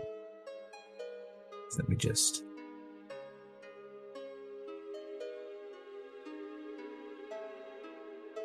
There we go.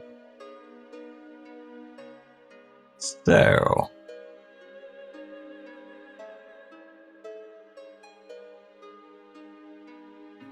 hopefully you can see that. Let me just draw a few. Make sure I'm on the...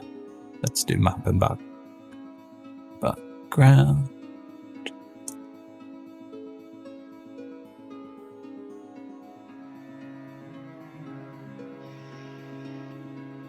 Right, we're on the right map.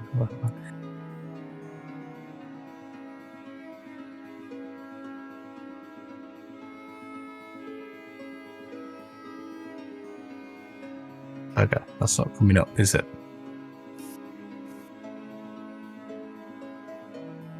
Nobody see what I've drawn there? Nope. Okay, let me get rid of that.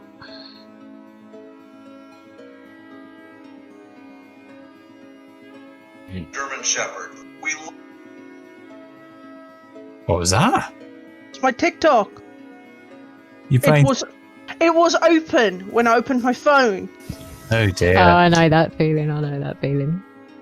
Right. There we go. We can see it now. So there's a gate there. Yeah.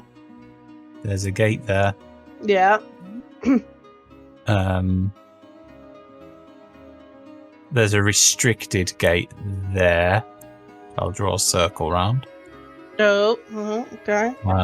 There's also a little wall that goes around this area, which is guarded. At which there is also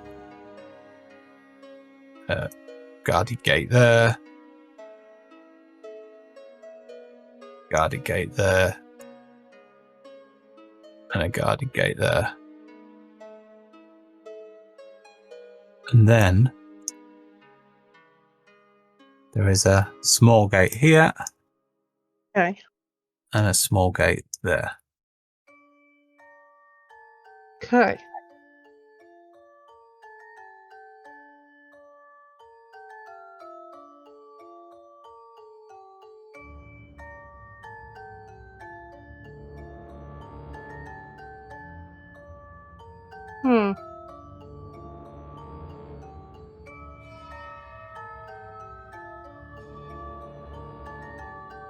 So,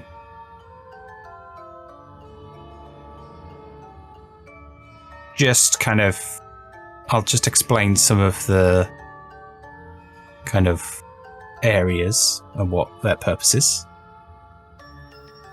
So, starting at the market. So there's a big market square that similar to what you found in Elves Edge, but less crowded. And there is also tightly packed streets of shops with narrow lanes. Houses are generally made of either clay brick or sandstone, red sandstone. Supporting the market is the industrial sector. So there you'll find things like weapon makers and the like. Next to that, you've got the Wizards College, which I'm sure when you meet up with Sybil again, she will tell you all about that. She did mention there was a wine bar there called Sparky's, which is where you'd be able to find her should you wish to meet her. Above that is craftsmen's cottages. That's where the people in craftsmen's lodges. So that's generally where the people in the industrial sector that work in the industrial sector live. It's tightly packed housing, but it's reasonably kind of fair standard. Beyond that, you've got noble residences. So the houses in this district are a little bit more unique, different. One house is different from another, rather large, tend to have servants and the like. The houses tend to be made of not just sandstone and clay brick. They're made of all sorts. There's marble, there's white stone, there's granite, all sorts really. Then you've got temples. So there is an array of temples. Let me just find my notes and I shall tell you what is there.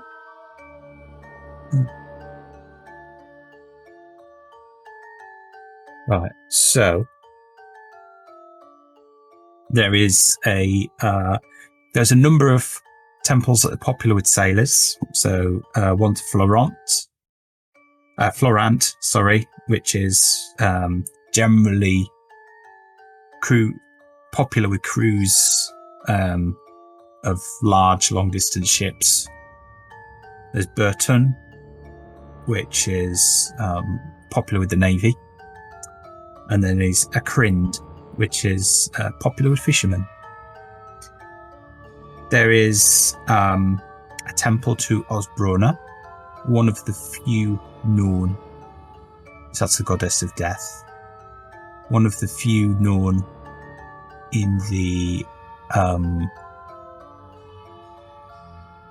world that's quite public.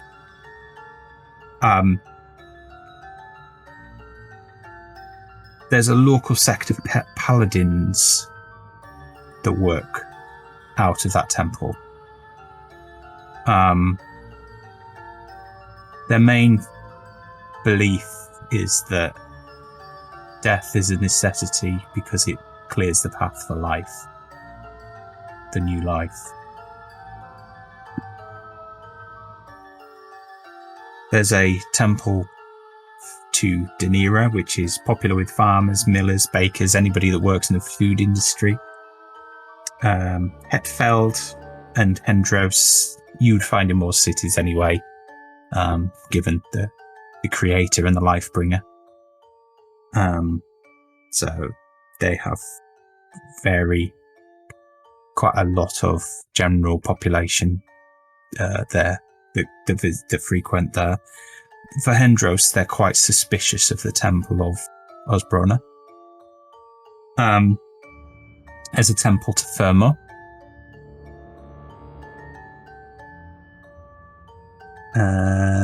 And that is it. So beyond that, there is governmental buildings. So that's where you find embassies and buildings to support things like treasury, trade, education. Quite close access to the palace itself because they're to support the emperor's government. It's quite a heavily guarded area.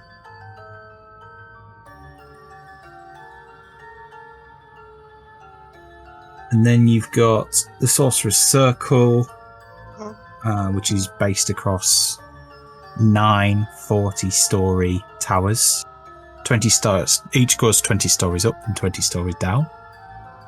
And they represent the 8 different areas of the arcane, and the 9th is where the seat of the circle is, and lots of support kind of areas.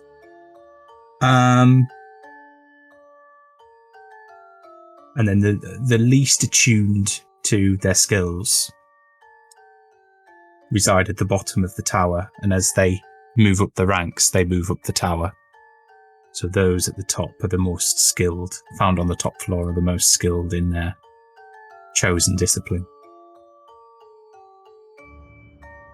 Then you've got the Wizard's College.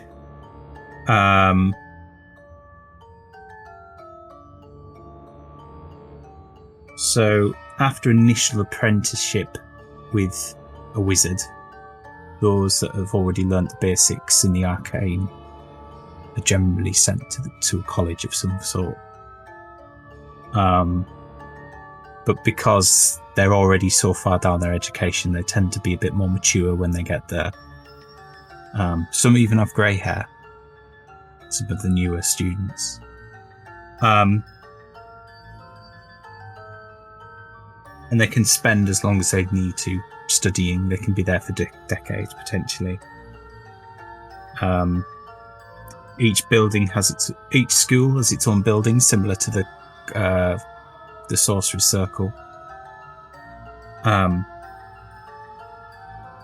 the library in the centre is the biggest building in Katan by square footage. It is a large yellow sandstone building with 6 floors, each covering over a square mile.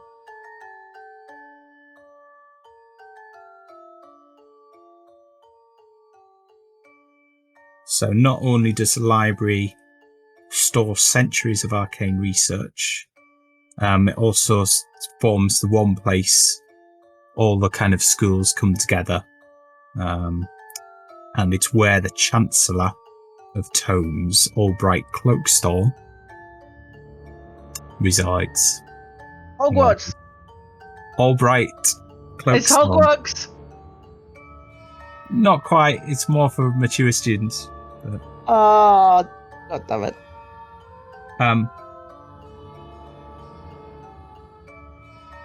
The relationship between the Sorcerer's Circle and the Wizard's Circle is quite political, is all Cleo will tell you. And they're often doing a lot of negotiation and political posturing. So in the where have we got? So Military Homes speaks for itself. Again, tightly packed, but outside the city walls, serves the barracks. The barracks, you will find potential for there's a number of things there. There's a bounty office where you would go and claim bounties if you were to capture somebody or kill somebody with a bounty on their head. The local law enforcement is there as well. And there is a military surplus store where you can buy armor and non-magical weapons. Where else have we got? Question. Whoop. Question. Yeah. Is there a entry system like there was in the layered town? No. Okay. No. You mean Elf's Edge? No. Yeah. No, they are not currently at war. Oh, cool.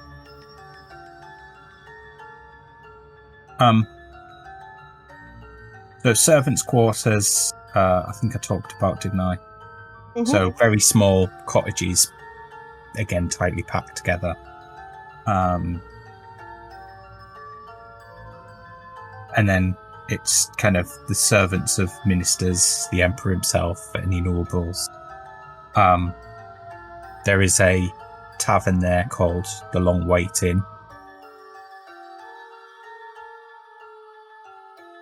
Then you've got the slums. Say again. Then you've got the slums, Slum. Which is a mishmash of rickety buildings made from mud and wood and a number of tents, similar to the slums that are in Elf's Edge. However, it is also home to several gangs of quite territorial thugs. Cool. Then you've got arcane abodes, which is spillover from the Wizards College and the Sorcerer's Circle. A bit of a mishmash of things. There's towers, there's kind of houses of all sorts of size. They're generally made of granite bricks, with a few wooden buildings and a few made of other things.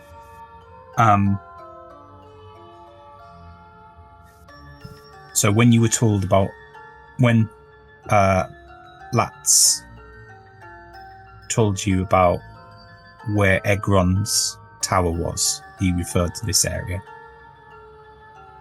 There is also a inn there called the Cast Inn,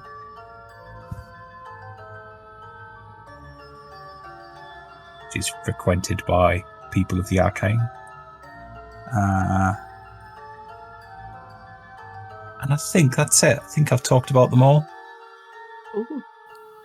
Is that all the inns and taverns in Katan City, or would there be No, other? there will be more. There will be more. Okay. The 4 that Cleo knows about. Mhm. I think it's 4. Let me go back and open. Sorry, I'm now switching from OneNote to a PowerPoint presentation.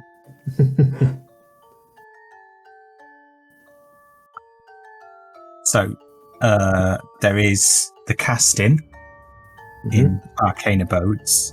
There is the Silver Steel Inn in the market on the edge of the market square. There is Sparky's, which is the wine bar in the Wizards College. And there is the Ministry of Ale, which is in the government's building. And then there is the Long Wait Inn, which is in the servants' quarter. Okay. Which I haven't added to this.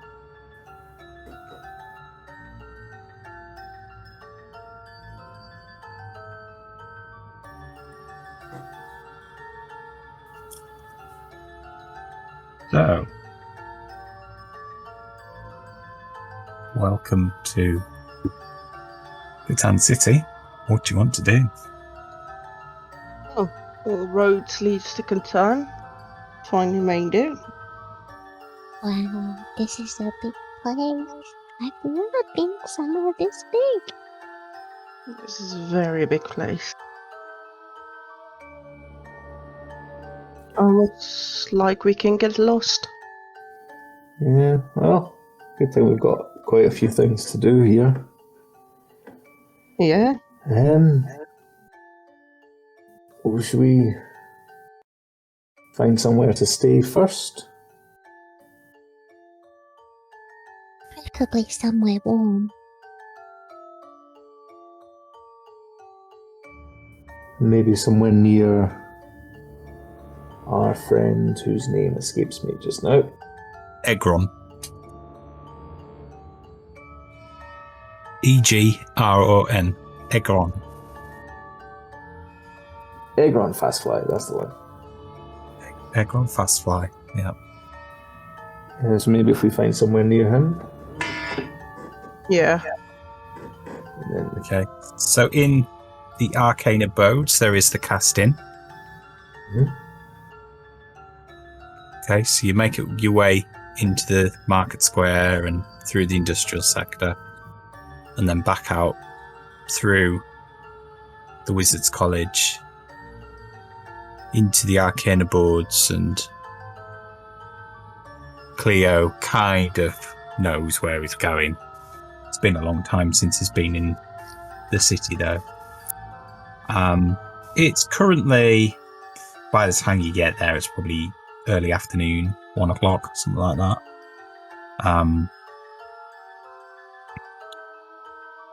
You come upon a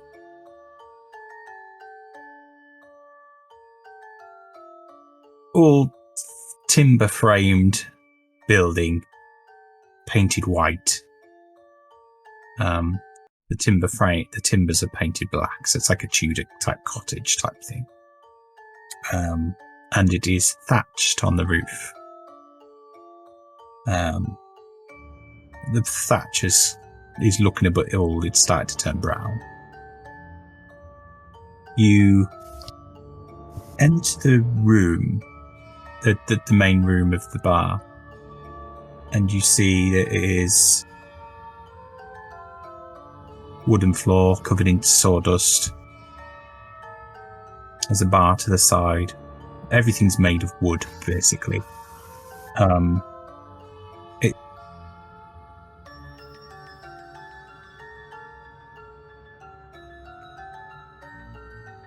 has that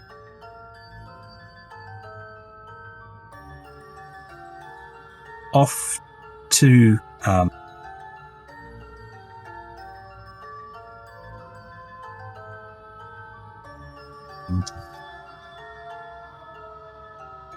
he's got a blonde beard with a plait in it, a bit like a dwarf in a way, but he's human. And he's got a blue wizard's robe on, but no hat. And he's got reasonably long hair. And he's serving drinks. Off to the end of the bar, there is a stage. On that stage, there is a number of people in wizard's robes.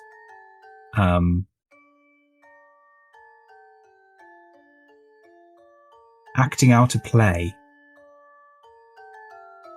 Or more, doing a dress rehearsal of a play by the look of it. And there's some guy sat there on a chair going, "No, no, no, do it with feeling. You know, he's just killed the love of your life. You know, you should be upset. Not, oh, la-di-da, I'm jolly, hey." And then this girl who's there puts her arms on her thing going, "Yep, I can certainly, well, at this point in time, I can feel anger, not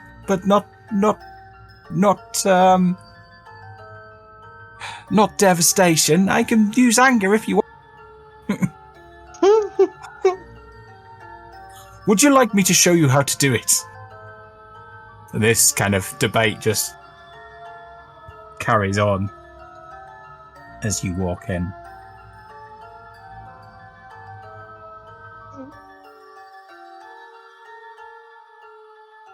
What would you like to do?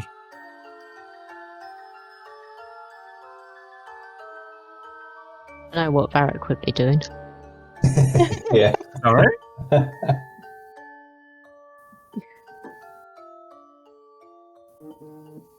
You said you knew what Varric would be doing. Oh yeah, Varric goes to the bar and orders a drink.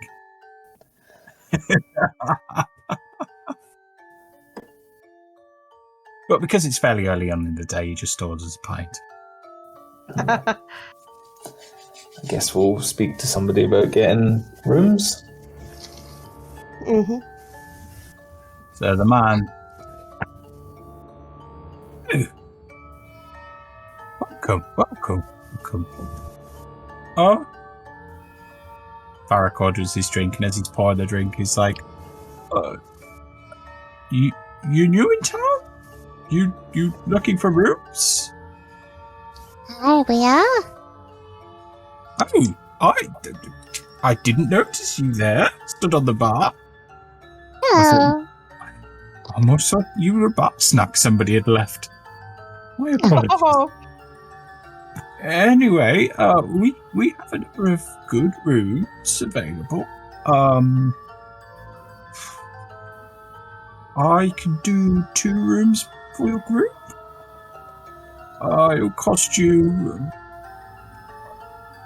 15 gold for a night.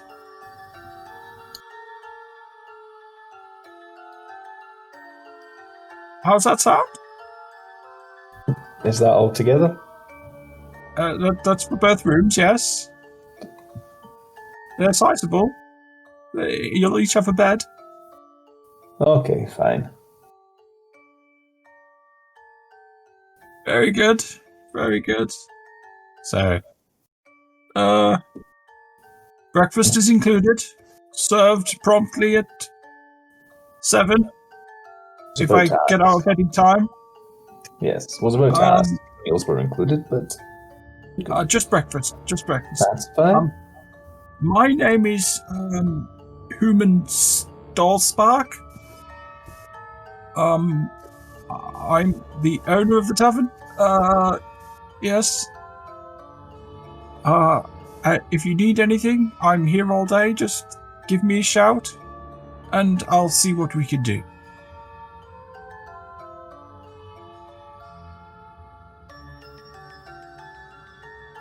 Lovely. Brilliant. What shall we do now? So he shows you up to the room. Nice room. Fairly sizable. There's a 4-poster bed in each room and 2 or 3 other beds that are singles. I would say yes, there's probably about 8 beds between the 2 rooms. So you'll have a couple of spares. You can make a little fort or something if you wanted to. Seems clean enough. There's a little safe in there if you want to put stuff in the safe. You can reset the combination if you want. What would you like to do? I just pictured them looking Amanita into the safe. No, we would never. Not got heating. Oh yeah. What do you guys think? question. Yeah. Did you say there was a specific temple of a specific goddess in the temple district? Yes, there is. Yin is going to take a walk. Yin He's is just- going to take a walk. Yeah. Without saying a word, he's just going to take a walk. Okay. Do we notice you going? Oh, do you notice me going? Roll a perception check. Okay.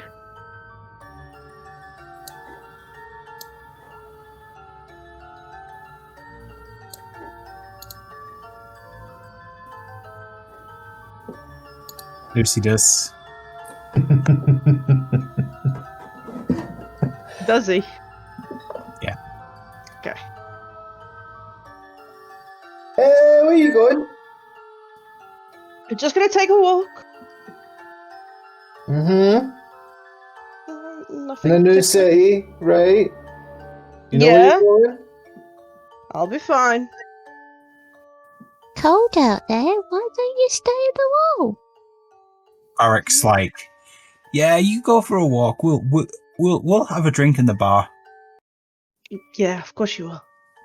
He's taken to the city like a fish to water. Like a fish to summit.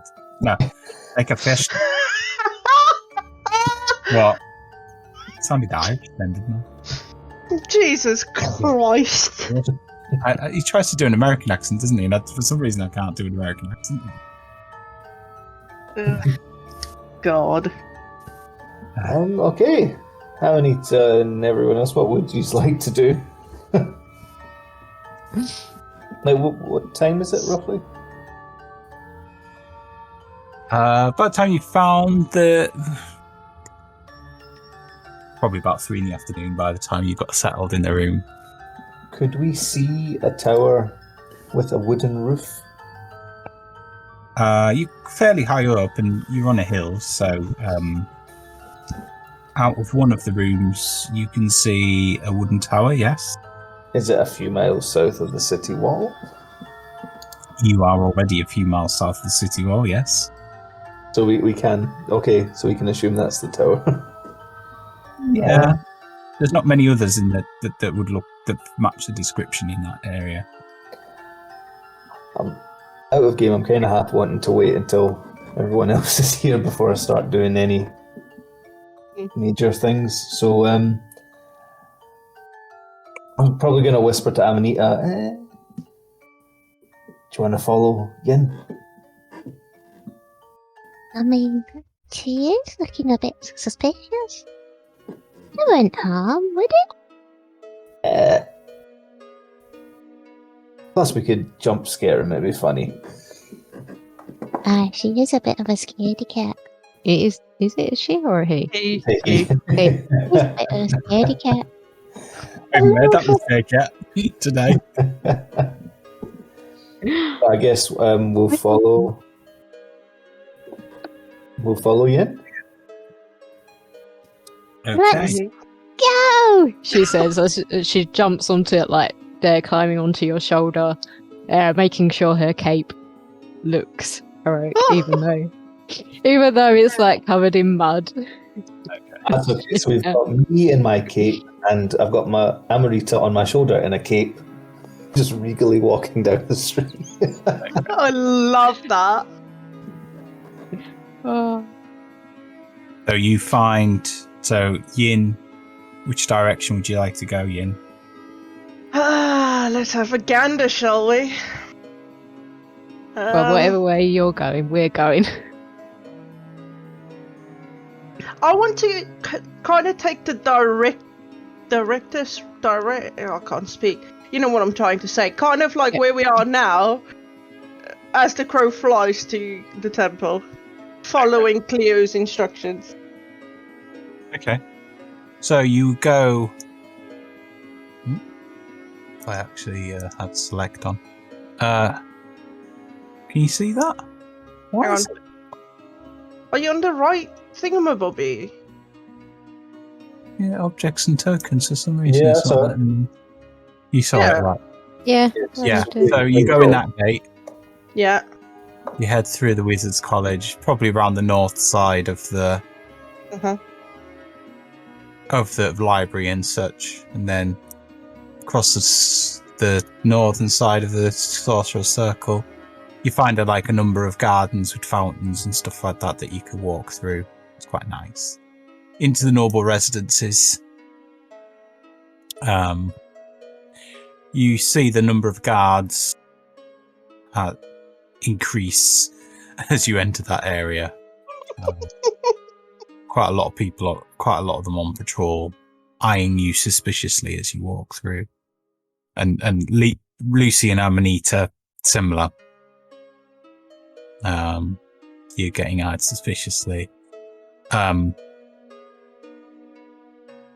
you're going through the Wizards College, you two walk past the bar Sparky's, and you get this wizard drinking wine, sees you walk across with your kind of horns and stuff, and this little mushroom on your shoulder talking to you, and he starts kind of... Yes.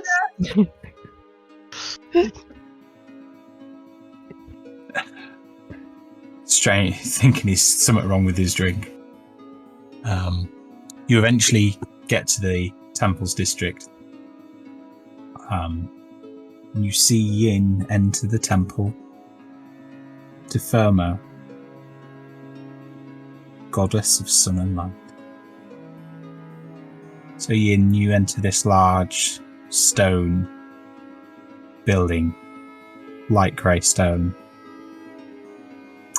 It's got a large kind of statue of an item that is a woman that is supposed to represent Thermo in like a toga. She has in her hand what looks like a sun.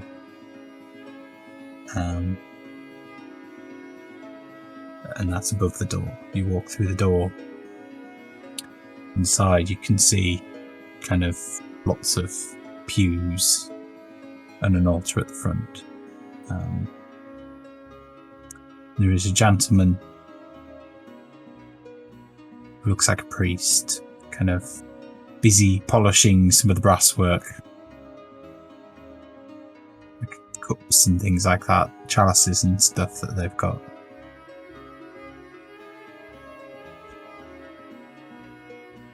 He sees you enter. "Welcome, my child." And he continues with his work. He's quite an elderly gentleman. Cool. I will just not say anything. I will just tilt my head and I will find a quiet spot and do a monk prayer. Okay. Oh, yeah. What would Lucy and Amanita like to do? Well, seeing as we've probably seen her there kneel down in prayer, I was like, What's she doing? So have you actually gone into the temple have we? I don't know. or not? I think That's we the would first follow them. Yeah, I think so. Yeah, why not? Oh no. So you walk in and the guy's the same. He's like, "We are busy today. Welcome, my children. Good Welcome, my morning. children." And then you see Yin kind of doing her prayer. His prayer. Sorry, I did do it. God Oh. damn Every time. it! God damn it, wait! He, she, he. Ah, that's alright. It's a no call with George. It's like every now and again I call Jim Charlie for some reason. Every time. Never in the chat, always in the thing. But Jim doesn't notice. But I'm like, Okay. Charlie, no, Jim. Whoops. So, what would you like to do then, Lucy and Amanita? So you said, what's she doing? I don't Pick it know. up. and- He looks like he's Yeah, is he in pain? maybe. Face is always tripping him, so maybe he's in a lot of pain. We just see him kneel down like. Should we watch from a distance or try and get in closer? I don't know. Are we supposed to do it as well? I don't know. Well, see, he's not wearing a cape, so I don't know if people in capes have to do it. And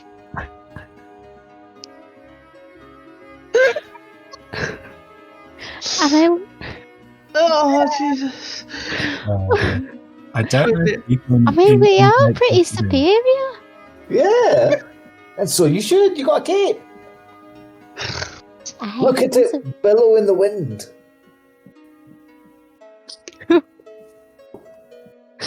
The And at that point, I'll just the blow man- it to the cape. the priest kind of turns around and says, yes, I know we all worship in our own way, but I've just lit all these candles. Please stop fanning your cape around. Sorry. I wonder if he's noticed us yet. Just like, As Ian noticed us. Sorry. oh, Has Ian noticed it yet? Yeah, have I? Do a perception check. Or have I heard them? I mean, we're probably talking out loud Do a anyway. But perception check with disadvantage, I would say, given that you're quite focused Yeah. on Cool. your Right. So, disadvantage 16. Okay. That's the lowest. You've noticed them. They're not exactly trying to be stealthy, so. I was probably like speaking normally, but if it's a big church, it's probably echoing. I'll take a deep sigh. Get up. Yes? You two? Fancy Yes, seeing you here. Yeah. Coincidence? What you're doing? It looks like you're in pain. I hope you're okay. I am fine, thank you. Was just making a little prayer. A little one? It Yeah. didn't look like a little one. It was a small one. It was to our goddess. Is she pretty? Well, yes. She is. Where is she?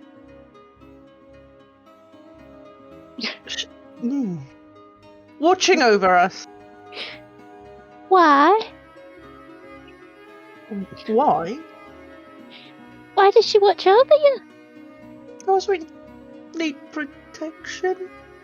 At this point, the priest is watching with amusement, trying to see you explain. She's a child. She's just children are annoying. That's fine. He doesn't. Because sometimes we need people looking over us, protecting us, helping us, guiding us. What does she help you with? A lot of things. She often helps if we feel lost.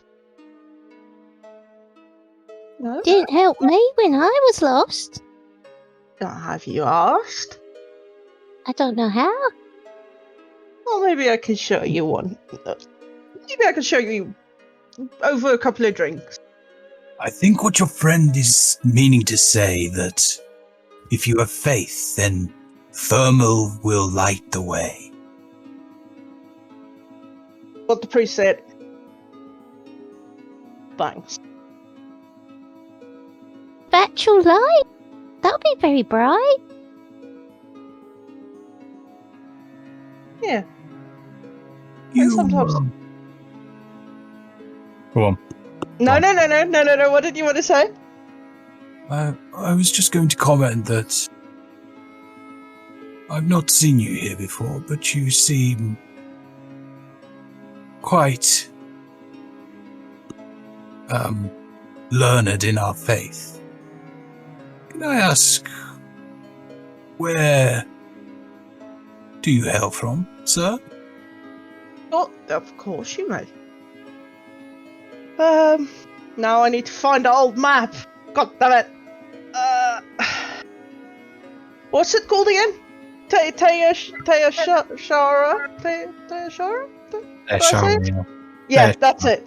That's it. I'm from a monk circle, relative big one down in Teashara, across the waters. Never heard of it. Okay. Is Fair that where across the waters in which particular land? The big landmass across the water. Oh dear. I mean, standing. The Westlands. There we go. Oh. Ah.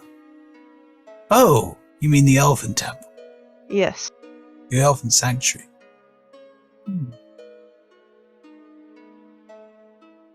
Interesting.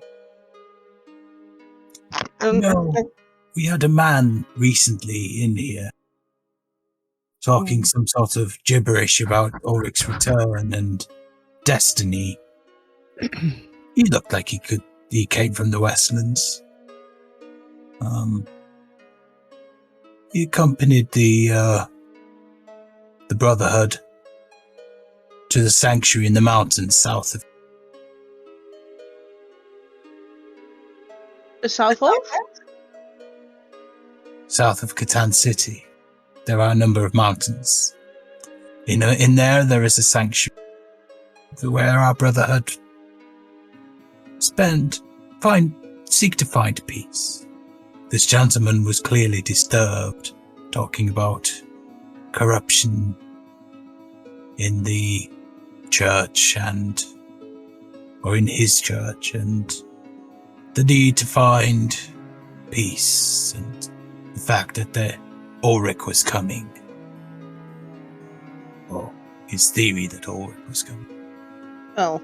Kept talking about destiny and a journey. Well, he's not wrong about the corruption. Perhaps is someone you know. What did he look like? He was a human. Dark hair, relatively thin. Beard, greying on one side, just about here.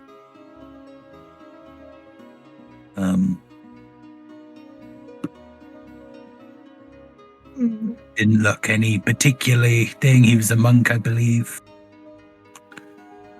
It was fairly nondescript, to be honest. Other than seeming to be a bit hysterical at times. Panicked. Seemed to be fearing for his life. Not surprised.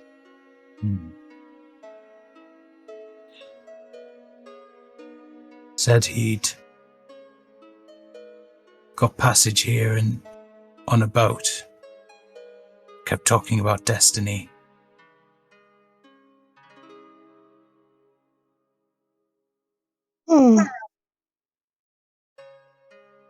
Well, hopefully you found destiny up in the mountains. Did say destiny brought him here. Not quite sure it was necessarily looking for it, though. Maybe not.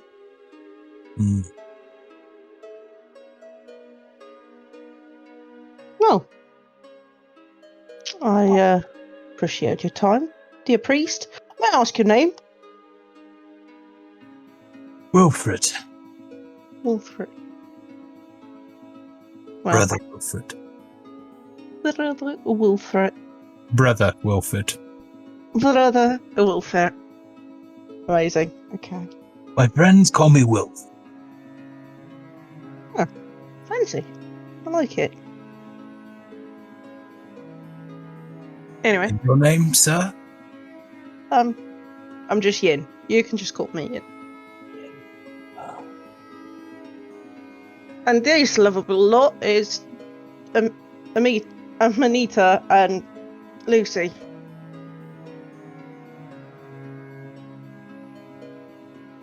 My travel companions.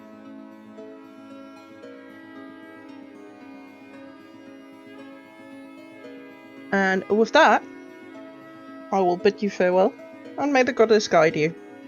And I'll turn around and make these two turn around, and I'll just start pushing them, pushing Lucy out. You notice that. In fact, do a perception check. Oh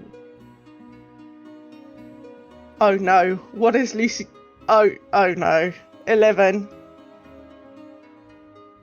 Lucy seems quite quiet. Oh. And seemed interested in the conversation. Makes a change. Seemed a bit distracted when you started to push him away and kind of almost lost in thought and almost tripped over because you pushed him. Sorry, buddy. In answer to Charlie's question, you've not heard anything. Okay. Oh.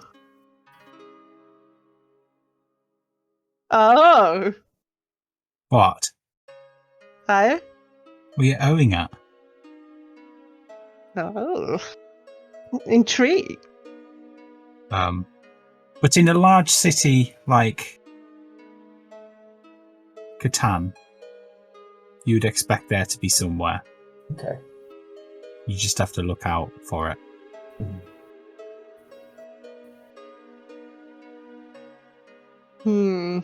I'll probably ask again, so do you know about this sanctuary? Much about it? Who you Maybe. asking?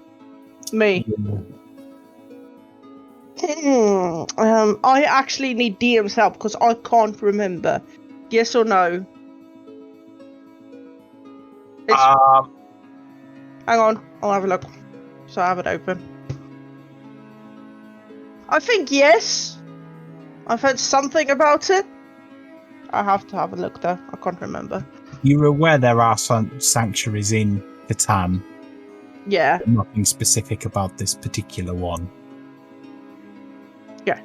You've heard talk of one near Katan City. You're just assuming it is. Nothing specific stands out. Sanctuary's all about Katan. Might want to pay them a visit at some point. Oh, that is a definite. I want to pay them a visit. Any idea who this person could have been that's come from where it is you come from? The one that seemed to be off his rocker. Well, you know, No, I maybe don't. that's a trait of homeland. No, I don't. Okay. Okay. But I know what I have a feeling I know what he's talking about. He's not What? wrong about corruption. Is that the only thing he was maybe right about? Yeah, there's a couple of things he was right about. But I think this is a conversation held over beer and wine. And Gonna food. tell me about how to pray to this person. I will also show you how to pray to this person. Yes. Again, over drink and wine. Sounds fun. Wilford's just continued his polishing. Wilfred! Polishing the knobs on the altar. As I walk out, I'll be a little chaotic. Is there like a brass ornament or something on the way out? Yeah, there's like railings and stuff that are made of brass. I'll be slightly chaotic. I'll just put my handprint on one of them and go, Wilfred, brother, you might have missed a spot. And I'll giggle as I walk out. Like, oh, I'll get to it, don't worry. Right. Let things be with you. Aye. And I'll walk out with these two. So, you've been for a bit of a Wonder. worship. What do you want to do next? So, I know I said drink and wine, but is there any exploration we want to do in a big city? Oh yeah, you too? Do they have shiny things? I like shiny things. What type of shiny things? Shiny thing. Hmm. From where you are, you can see the top of the Silver Palace. That's quite shiny.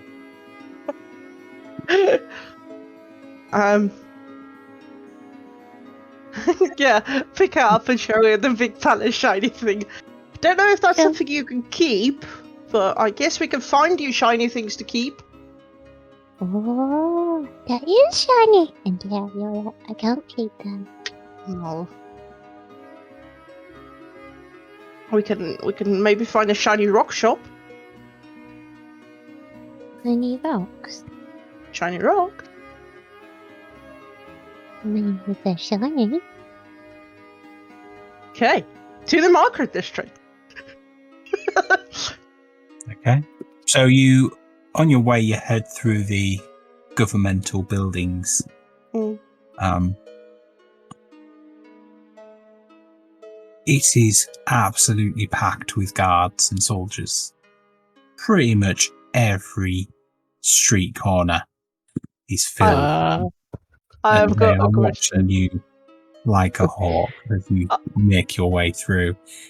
Anybody that diverts off the main thoroughfare to go down a side street is questioned. I've got two questions. Yeah. Is their suit of armor really shiny? Yes, they are actually. Because of Okay. the Silver Palace, their coloration is like a silvery colour. Let me just pull my notes up. So I did did particularly write this down. So they're called the Silver Cloaks. They dress in shiny silver gilded steel armor. So it's like steel, but it's like got a silver gild on it, and it's been highly polished. And they've got light grey cloaks. And their emblem is like 3 concentric circles, like in a triangle. Second question. Who is the Empire and what are they? Okay. So, Katan is an empire. It is ruled by an emperor. They, over time, have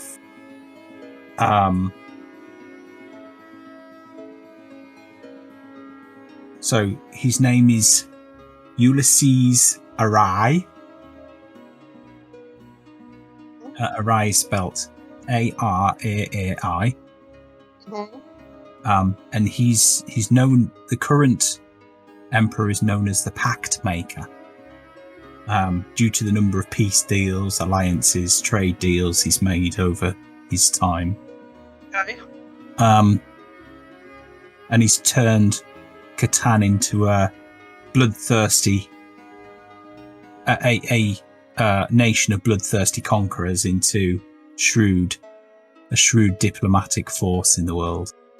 Okay. The palace itself is gilded with silver, obtained during historical conquests, and it's a symbol of times now gone. Okay. The empire and the emperor's got a lot of his lineage had earned a lot of their money through conquest. It's made of several structures towered on top of one another. So just like a collection of balls shiny balls stuck together, with a few spires on top. Amazing.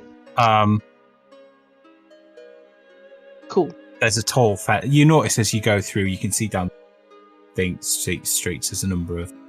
There's a tall fence made with cast iron railings around it, Cool. with very pointy, like spears almost at the top. And then there's 2 kind of sets of where I've marked that X, not far from each other. There's 2 large, heavy guarded gates. Oh no, I tell a lie. I've not drawn it properly. Let me redraw. Ooh.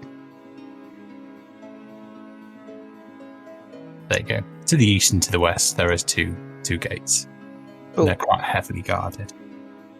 By heavily guarded, it's like 30, 40 guards at each gate. Amazing. And there's people stationed all the way along. It is hugely kind of guarded. Okay.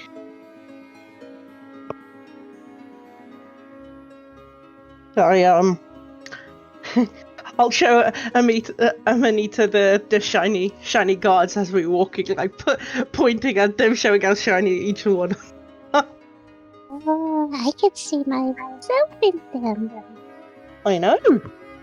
They're pretty cool. They're looking at the guards are kind of looking at each other, going,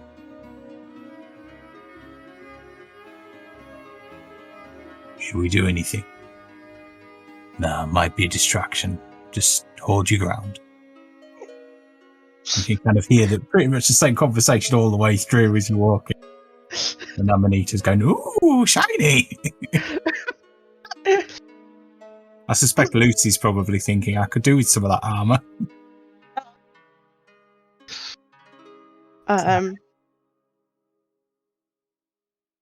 What I'm looking for is these witchy rocks that you get. Each rock has a certain thing they do. I'm kind of looking for a rock shop. A witchy rock? Yeah, I'll go fetch mine. Hang on. A witchy rock? I'll go fetch mine. Hang on.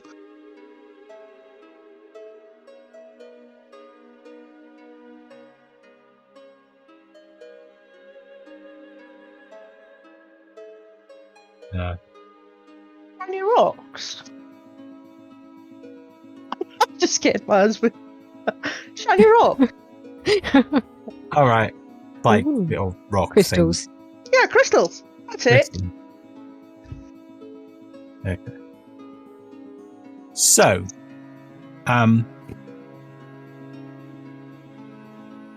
you head out of the governmental buildings district and into the market. The market is fairly busy this time of day. It's kind of, 5:00 in the afternoon. We're getting towards closing, so people are rushing around trying to get to you grab a person and ask for directions to a rock shop. And he tells you to go down this back alley and left and then right and then left and then right.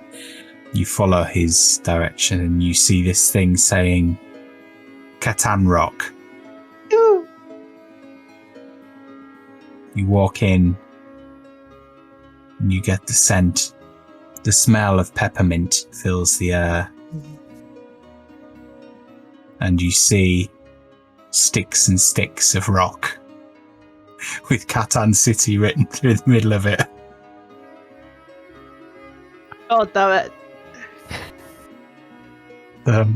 There's a lady there going, "Can I help you? Are you interested in some rock?" Is it shiny? Well, it's glazed. Oh. We even got this silver glazed rock that's quite popular because of the silver palace, you know. Could I interest you in some? Just a copper piece per stick. You want some?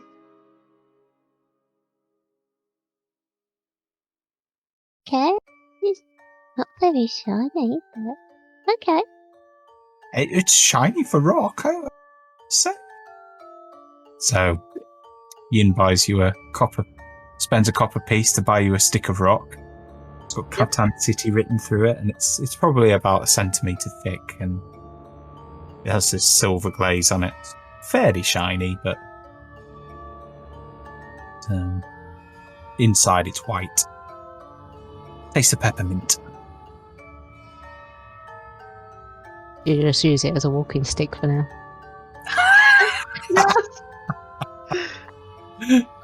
Yeah, after a few puddles, it starts to get a bit sticky there. This isn't a very good rock. You're supposed to eat it. It's food. Well, it's muddy now. Yeah, I wouldn't suggest eating it now. Okay. And with that, she'll just throw them, just literally drop it on the floor and continue walking. This swarm of flies starts flying around it, circling. Sounds like a copper piece well spent. Fine. So, what would you like to do next? As we're in the market, do we, as we're walking past, do we see, is there any, shiny little things around? So, I can tell you what shops you see, for a start. Okay. So you see a bank. You see an armourer. You see a weapons master. A seamstress. A tailor's. An art gallery. An enchanted toy shop. Kitchenware shop. A magic item shop named Wondrous Wares. And a herbalist's. And an inn called the Silver Steel Inn. I'm sorry, did you say there's a bank? There is a possibly be a branch of the bank that we use? It is a branch of the bank that you used. Can we please go to the bank? You are more than welcome to go to the bank. And in there, so you walk into the bank. It's gilded gold on the outside and stuff, a bit like the one in Lothanor was. You walk in and you see the self going, "Ah, welcome. What can I do for you?"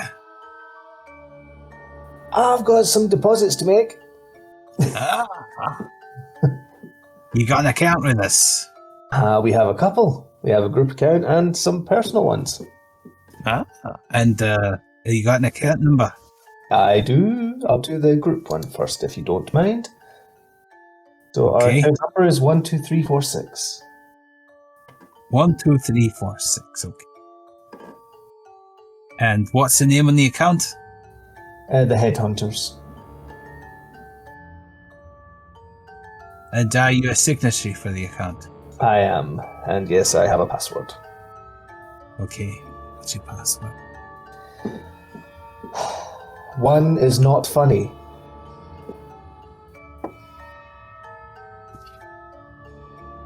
You just have a look. Alright, it's not very funny. No. Amanita's just like getting so confused Yeah. as to what's going on. And how much would you like to deposit, sir? This one, I would like to deposit. Sorry, 2 seconds while I find it. Oh, it's in the wrong file. When he was saying the numbers, Amanita would have like whispered to Darren, He's not very good at counting, is he? No, it's not. 10,745 gold pieces, please.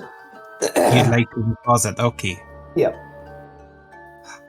Come in the That's a back with big me. number. He takes you into this kind of triple locked door. Just you and him. You two wait out here. And then he unlocks his safe, and you come into this safe, and it's full of safety deposits.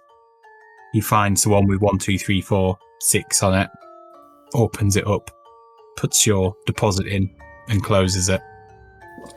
Awesome. So,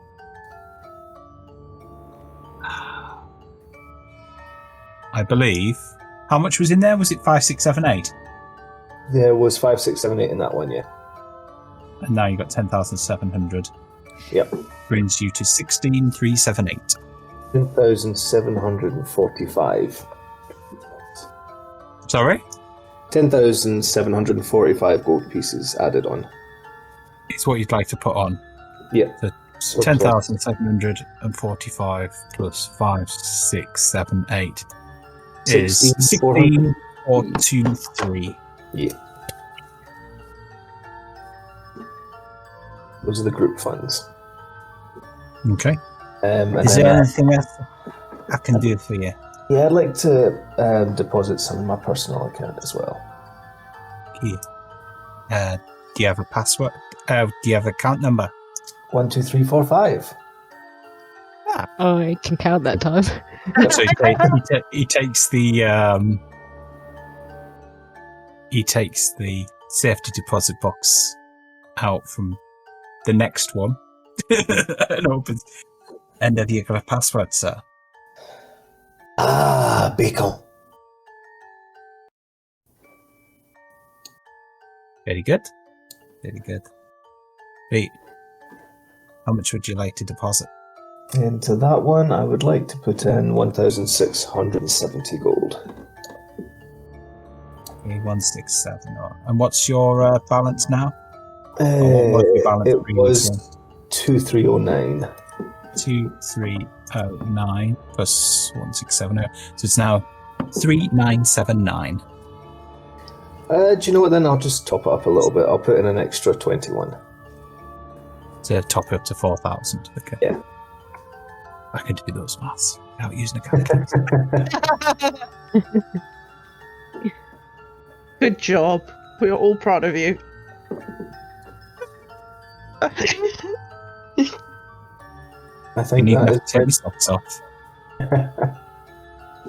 that should be my business for the day, I think. Ah, okay.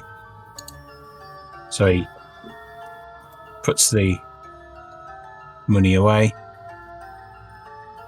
Well, you know where we are if you ever want your money. Yep. Or if you have got more to deposit. Yes, absolutely. And what about your two friends? Have they got business with? I don't think they have accounts yet. You guys want to set up any, or are you okay? Yeah, Fine. I Well, am I'm very fine. good with my counting. No on both accounts, is it? Yeah. Okay, well, we're here if you ever need us. Brilliant. Well, I'll let you go about your business.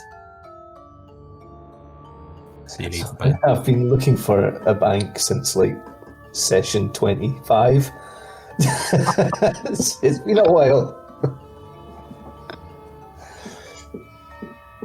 Yeah, the fact that the war-torn, the one in the war-torn city was boarded up probably didn't help. Anywhere Cool. you'd like to go? I think as we're like walking past, if there's any like stalls with shiny things, Marlon will probably stop and have a look. Okay. So there's a weapons master. Who's got a number of shiny weapons in his shop window. So you see through the window this white-haired dwarf. Doesn't look old. He's just got white hair, beard, and ponytail. Kind of everything kind of thinged back. And then there's an armourer as well, ran by a one-legged man who's putting up the rafters on his shop to board it up for the evening to keep thieves out.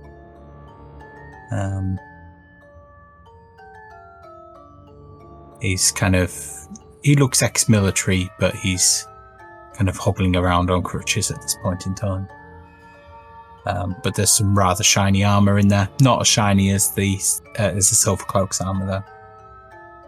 And then there's the art gallery. There is a silver sculpture in there and a jewelled dagger. Ooh. Which appears to be missing one of its jewels. Does this look like a second-hand store? It looks like a trader of art. Some things are fresh commissions, others are stuff that the owner has bought and sold. Oh. Very pretty. Yeah, I do like daggers.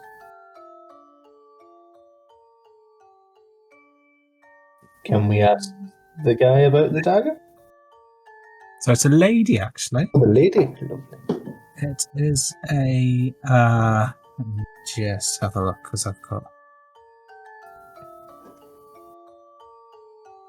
her written down somewhere.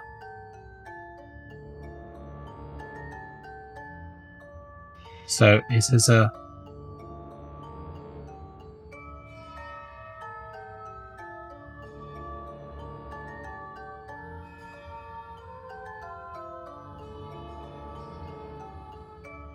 You walk in and she's like, oh, in Mrs. Doubtfire tires. Styling. What can I do for you? Shiny! Shiny? Well, you want something shiny, do you? Well, we've got this lovely piece here, which is a lovely silver sculpture by... Too big. Sorry? Too big. You were admiring that dagger of yours. Oh, yes. In fact, we've got a sale on that dagger. 20,000 pieces of gold. For a damaged dagger? I don't know about that. That seems a bit high. It's one of a kind. It's one of a kind. Well, tell us about it.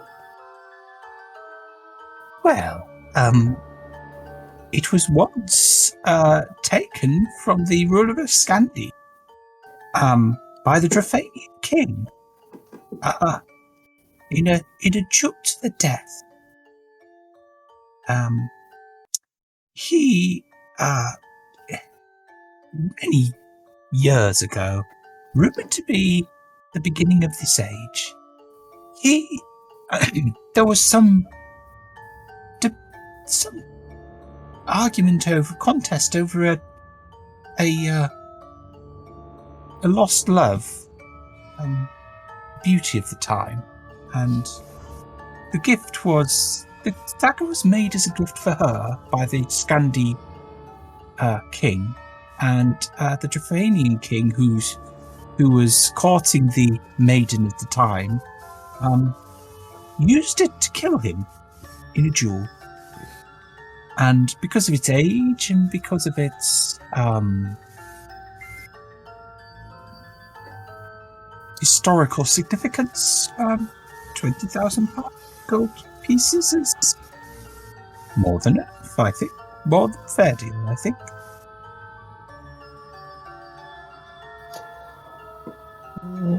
I don't agree, so we'll leave it at that for now. Is there anything else we can look at? How much for one of the gems in the knife? I'm afraid I'm not taking it to part, unfortunately. Okay. It is damaged and it does need repair. But pardon me. It was damaged in an incident, and but we do have the jewel and we do have somebody to repair. So,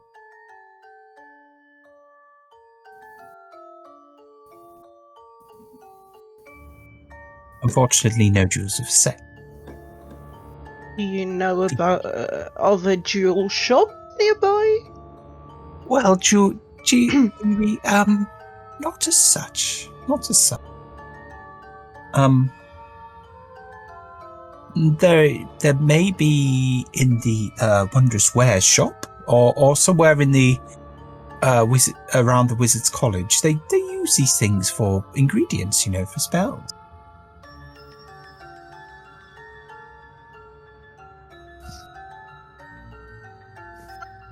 Okay.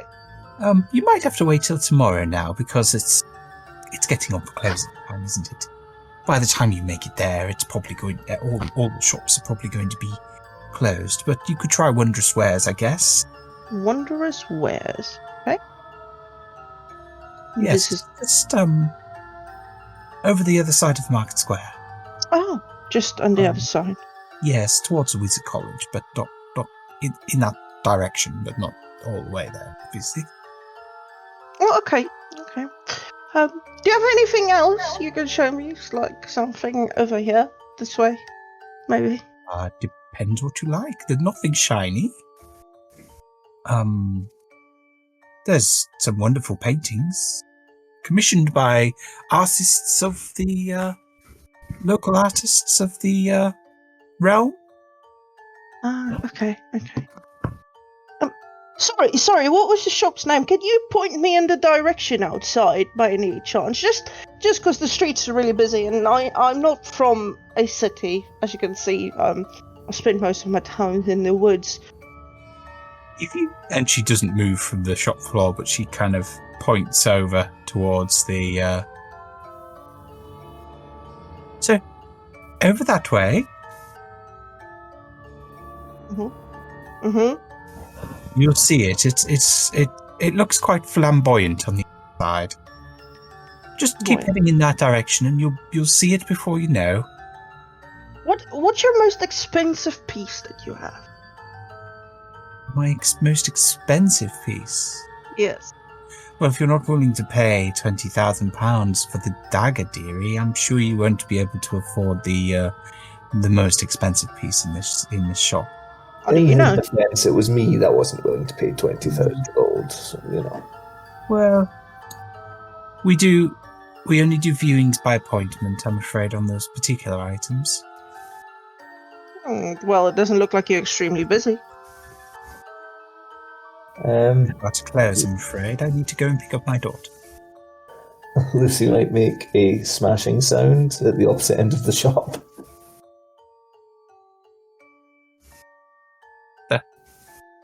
Oh, that oaf in the back again.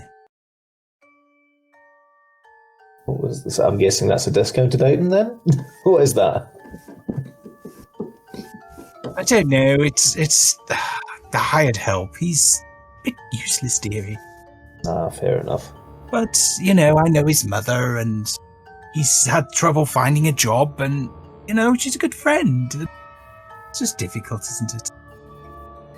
Well, I might come back another time if I see something as I pass. Okay, which reminds me, and she picks up the dagger. I need to go and get that fixed, don't I? That's fair, yeah. And then I'll leave. Cheerio. See ya. And cast invisibility on myself. Sorry? And cast invisibility on myself and go back in. She locks the door behind you. Yes, I'm the only one that's left. Literally pushes you out, locks the door. You can try and pick the lock, but she'll hear. Yeah. I mean, I could polymorph into a spider. Oh. You do. Invisible spider. And I see inside the shop. You can see inside the shop, she's talking to somebody in the back. He hands them the dagger. And then turns around and heads towards the door and starts putting shutters down on the inside. Almost barricade. Okay. Never mind. I was going to try. It looks like everything's closing now. I guess we better head back. Yeah. So. And you need to teach me how to do that thing. I will. So you head back through the industrial sector. As you're walking through the industrial sector, you do notice there is a blacksmith's there, which is shutting up for the day. Run by a human man, just balding, quite thin. He's got out of proportion arms. He's got like massive arms, but he's quite thin himself. So he's quite like weedy, but he's like almost like he's got balloons stuffed up his sleeves. But he's busy shutting up shop for the day. You can see in his windows that like fine weapons for fair prices, and he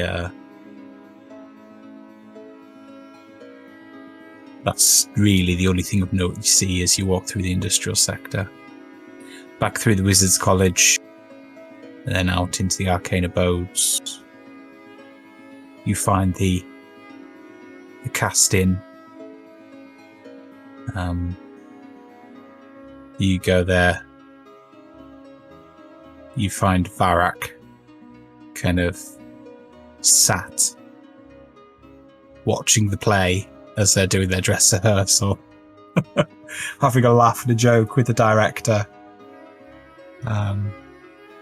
giving some kind of advice on kind of the particular scene they're acting out is a war scene, and he's giving particular kind of military experience to the how it would really be, and he's telling them kind of old war tales as doing it. Meanwhile, he's moved on to whiskey chasers with his ale, because it is, the sun's starting to go down, it's starting to get into dusk, so he's feeling that it's about time to go on to his evening drink. And that's that. Shall we leave it there for the evening? Yes. Yes. Cool. Yes. We travel and roll, our intentions are good.